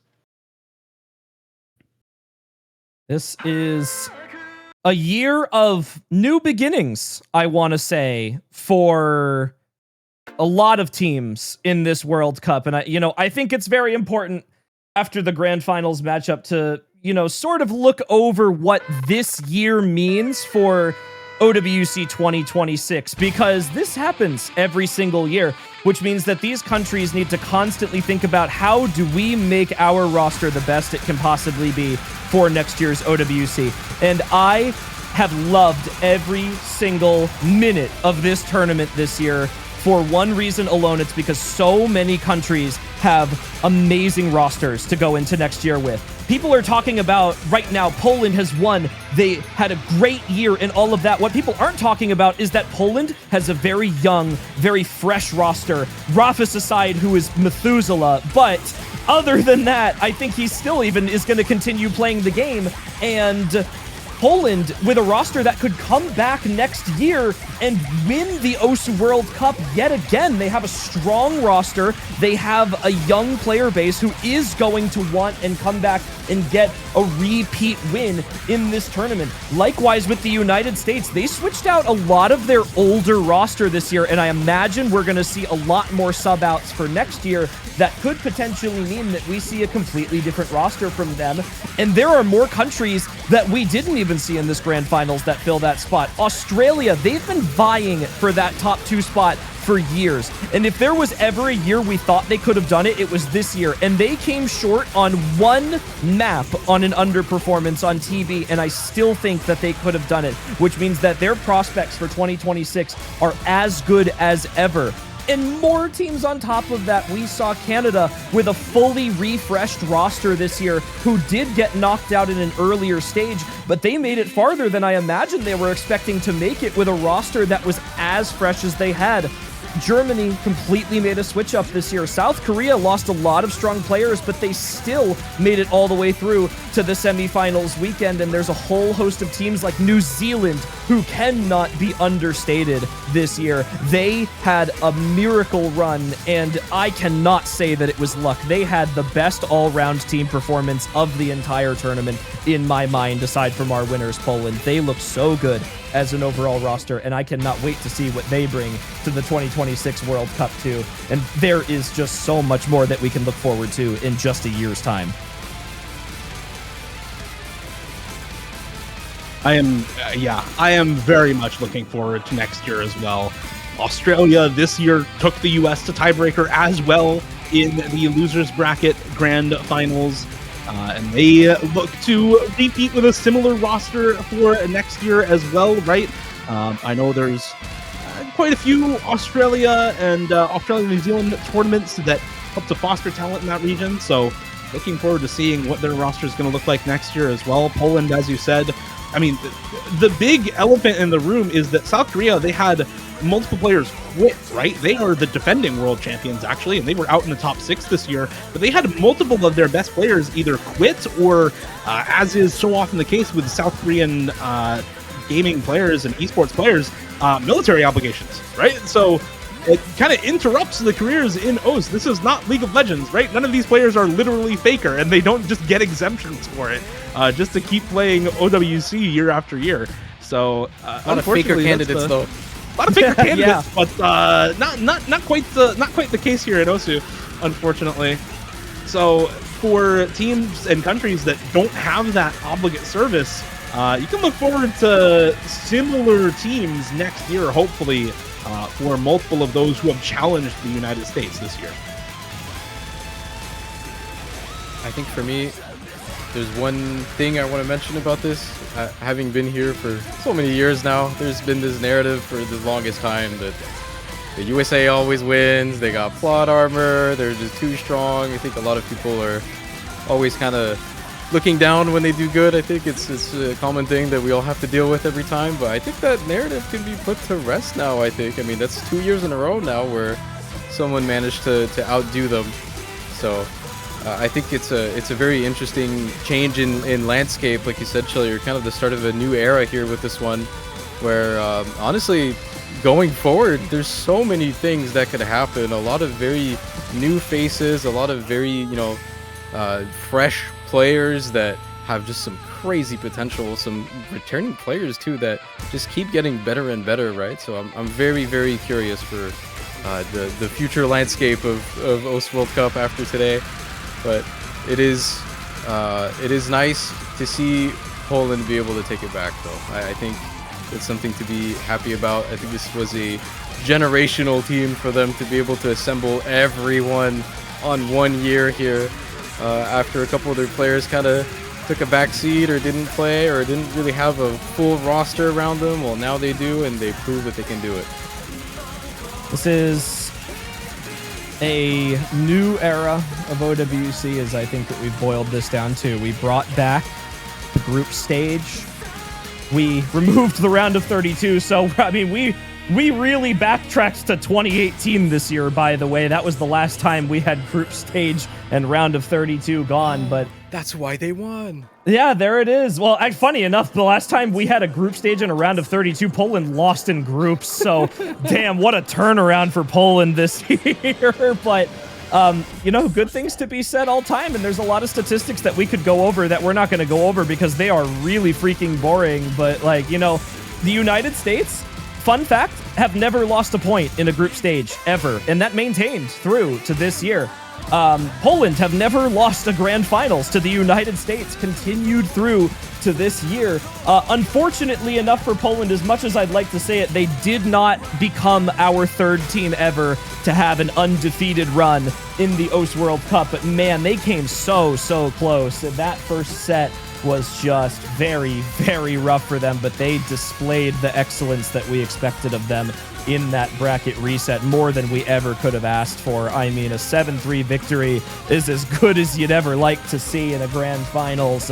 and such a good time from them. It's always a pleasure to see this Polish roster play. All of these players are absolutely stellar at what they do and have been for so long. And of course, you know, I don't want to overstate Malashevsky, but to win as many tournaments as he has and not have an OWC first place badge is just so sad. And, you know, I pray for, you know, teams like Australia that they also maybe have that chance one day, to all of the best players in the world to have the chance to win this tournament one day, because all of our top level players deserve it. I think everyone should get the chance to compete on this stage. And, you know, we always wish that we could get more players up here on the stage, on stream every single year. And, you know, it was a lot of the motivation, I think, behind bringing back Group Stage this year, to get more and more teams up here and you know, have a chance to play on a world stage like this. It's always great to see. It is fantastic to see, and unfortunately, because it's unfortunate because it's that fantastic, but this is the end of the OS World Cup 2025. We've had our tiebreaker show match, we've had our grand finals, we've had our bracket resets, and Poland, once again, are your OWC 2025 champions. They have brought a second year in a row of loss to the United States. They have claimed victory themselves. They have repeated history from 2017. Chillier, what else is left to say? Well, you know, at the end of every OWC and every World Cup at that is always a solemn experience, because, you know, we have to begin a period of 12 months of waiting before the next one starts up again. Even with Laser Grand Arena being around for the standard community, it's always a sad day when OWC ends, but another joyous day for the players of Poland. Congratulations to the United States for their second place finish, and a third place finish for Australia, looking once again to make it all the way through here. And a major thanks to all of the staff who participated in the OS World Cup this year. It was one of, if not the largest staff teams we have had in the history of this tournament. Azer, I know you had a rough number of how many were there after the Grand Finals TB, 300 and something? Yeah, I mean, there's some duplicates on there because a lot of people are doing multiple things, but the total number of names with duplicates was 325. Oh my goodness. What a number. And, you know, as much as we would love to take the time, you know, as the organizer team to name off every staff member that participated in the tournament this year, we would like to get all of you out of here within the next hour and a half. So, you know, major thanks to the leads of all of our teams. We brought on a lot of really good new map poolers to the team this year who did an amazing job putting them together. Of course, the playtesters, the mappers, and the hit sounders, and all the people who worked on the spreads. But, you know, the map pool team did get a lot of thanks after the Grand Finals map pool showcase. I always like to take a chance to thank the rest of our staff that maybe don't get quite as much recognition over the course of the tournament after the Grand Finals. All of our commentators who bring the matches to you all every single year, which were extended by our guest caster team this year. We were fortunate enough to have a significant number of community members join us for the group stages every single time for those 2 weekends, and really augment and improve the casting and viewing experience for all of those matches. So a major round of applause to our staple casting team that gets bigger and better every single year, as well as all of our special guests who joined us.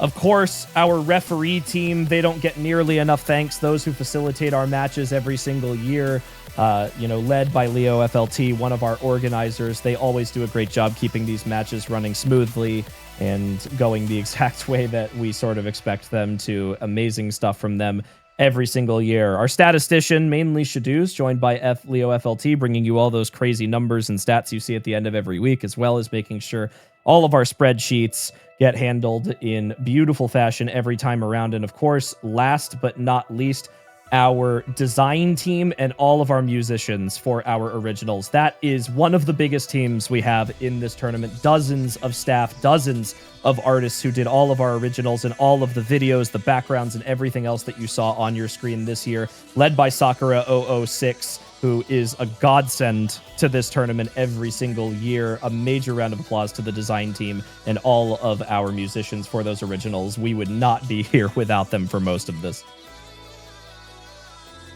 Yeah.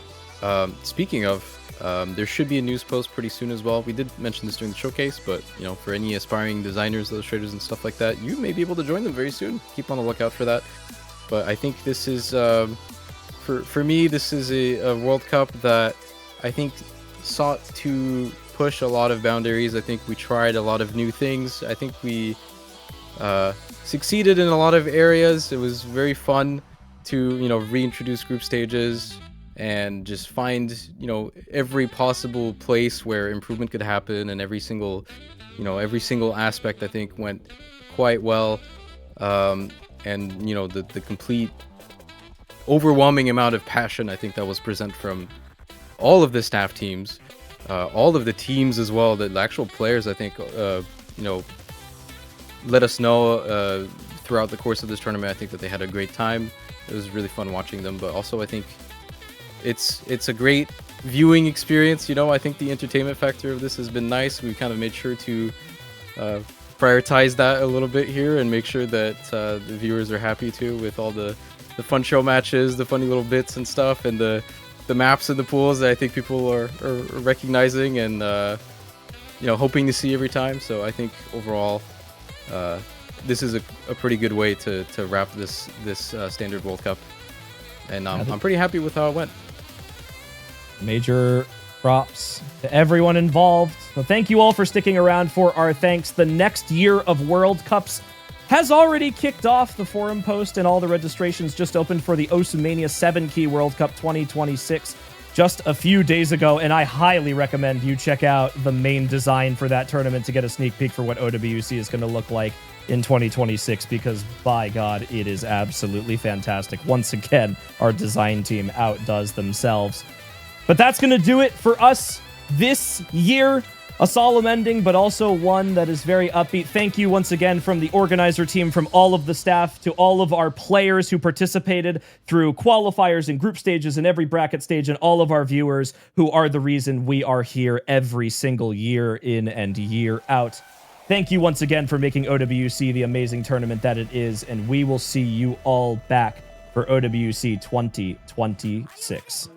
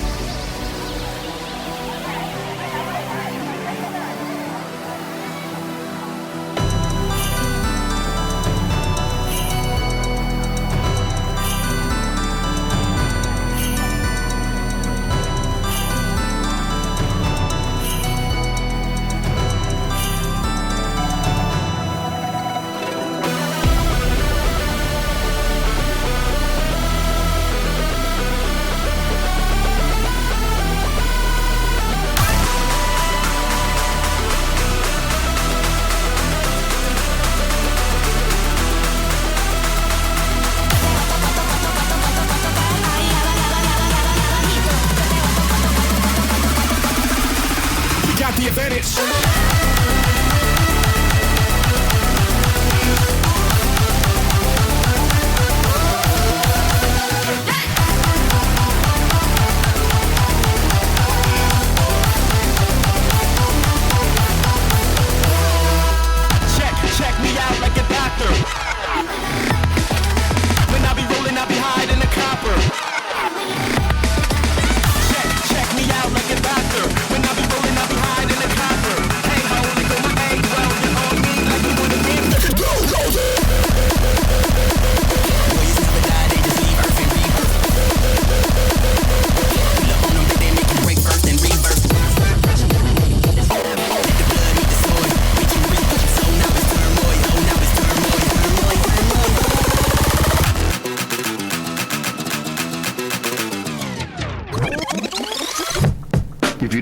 to move to the dance floor. Move to the funky beat. 1, 2, 3, 4, 5, 6, 7, 8.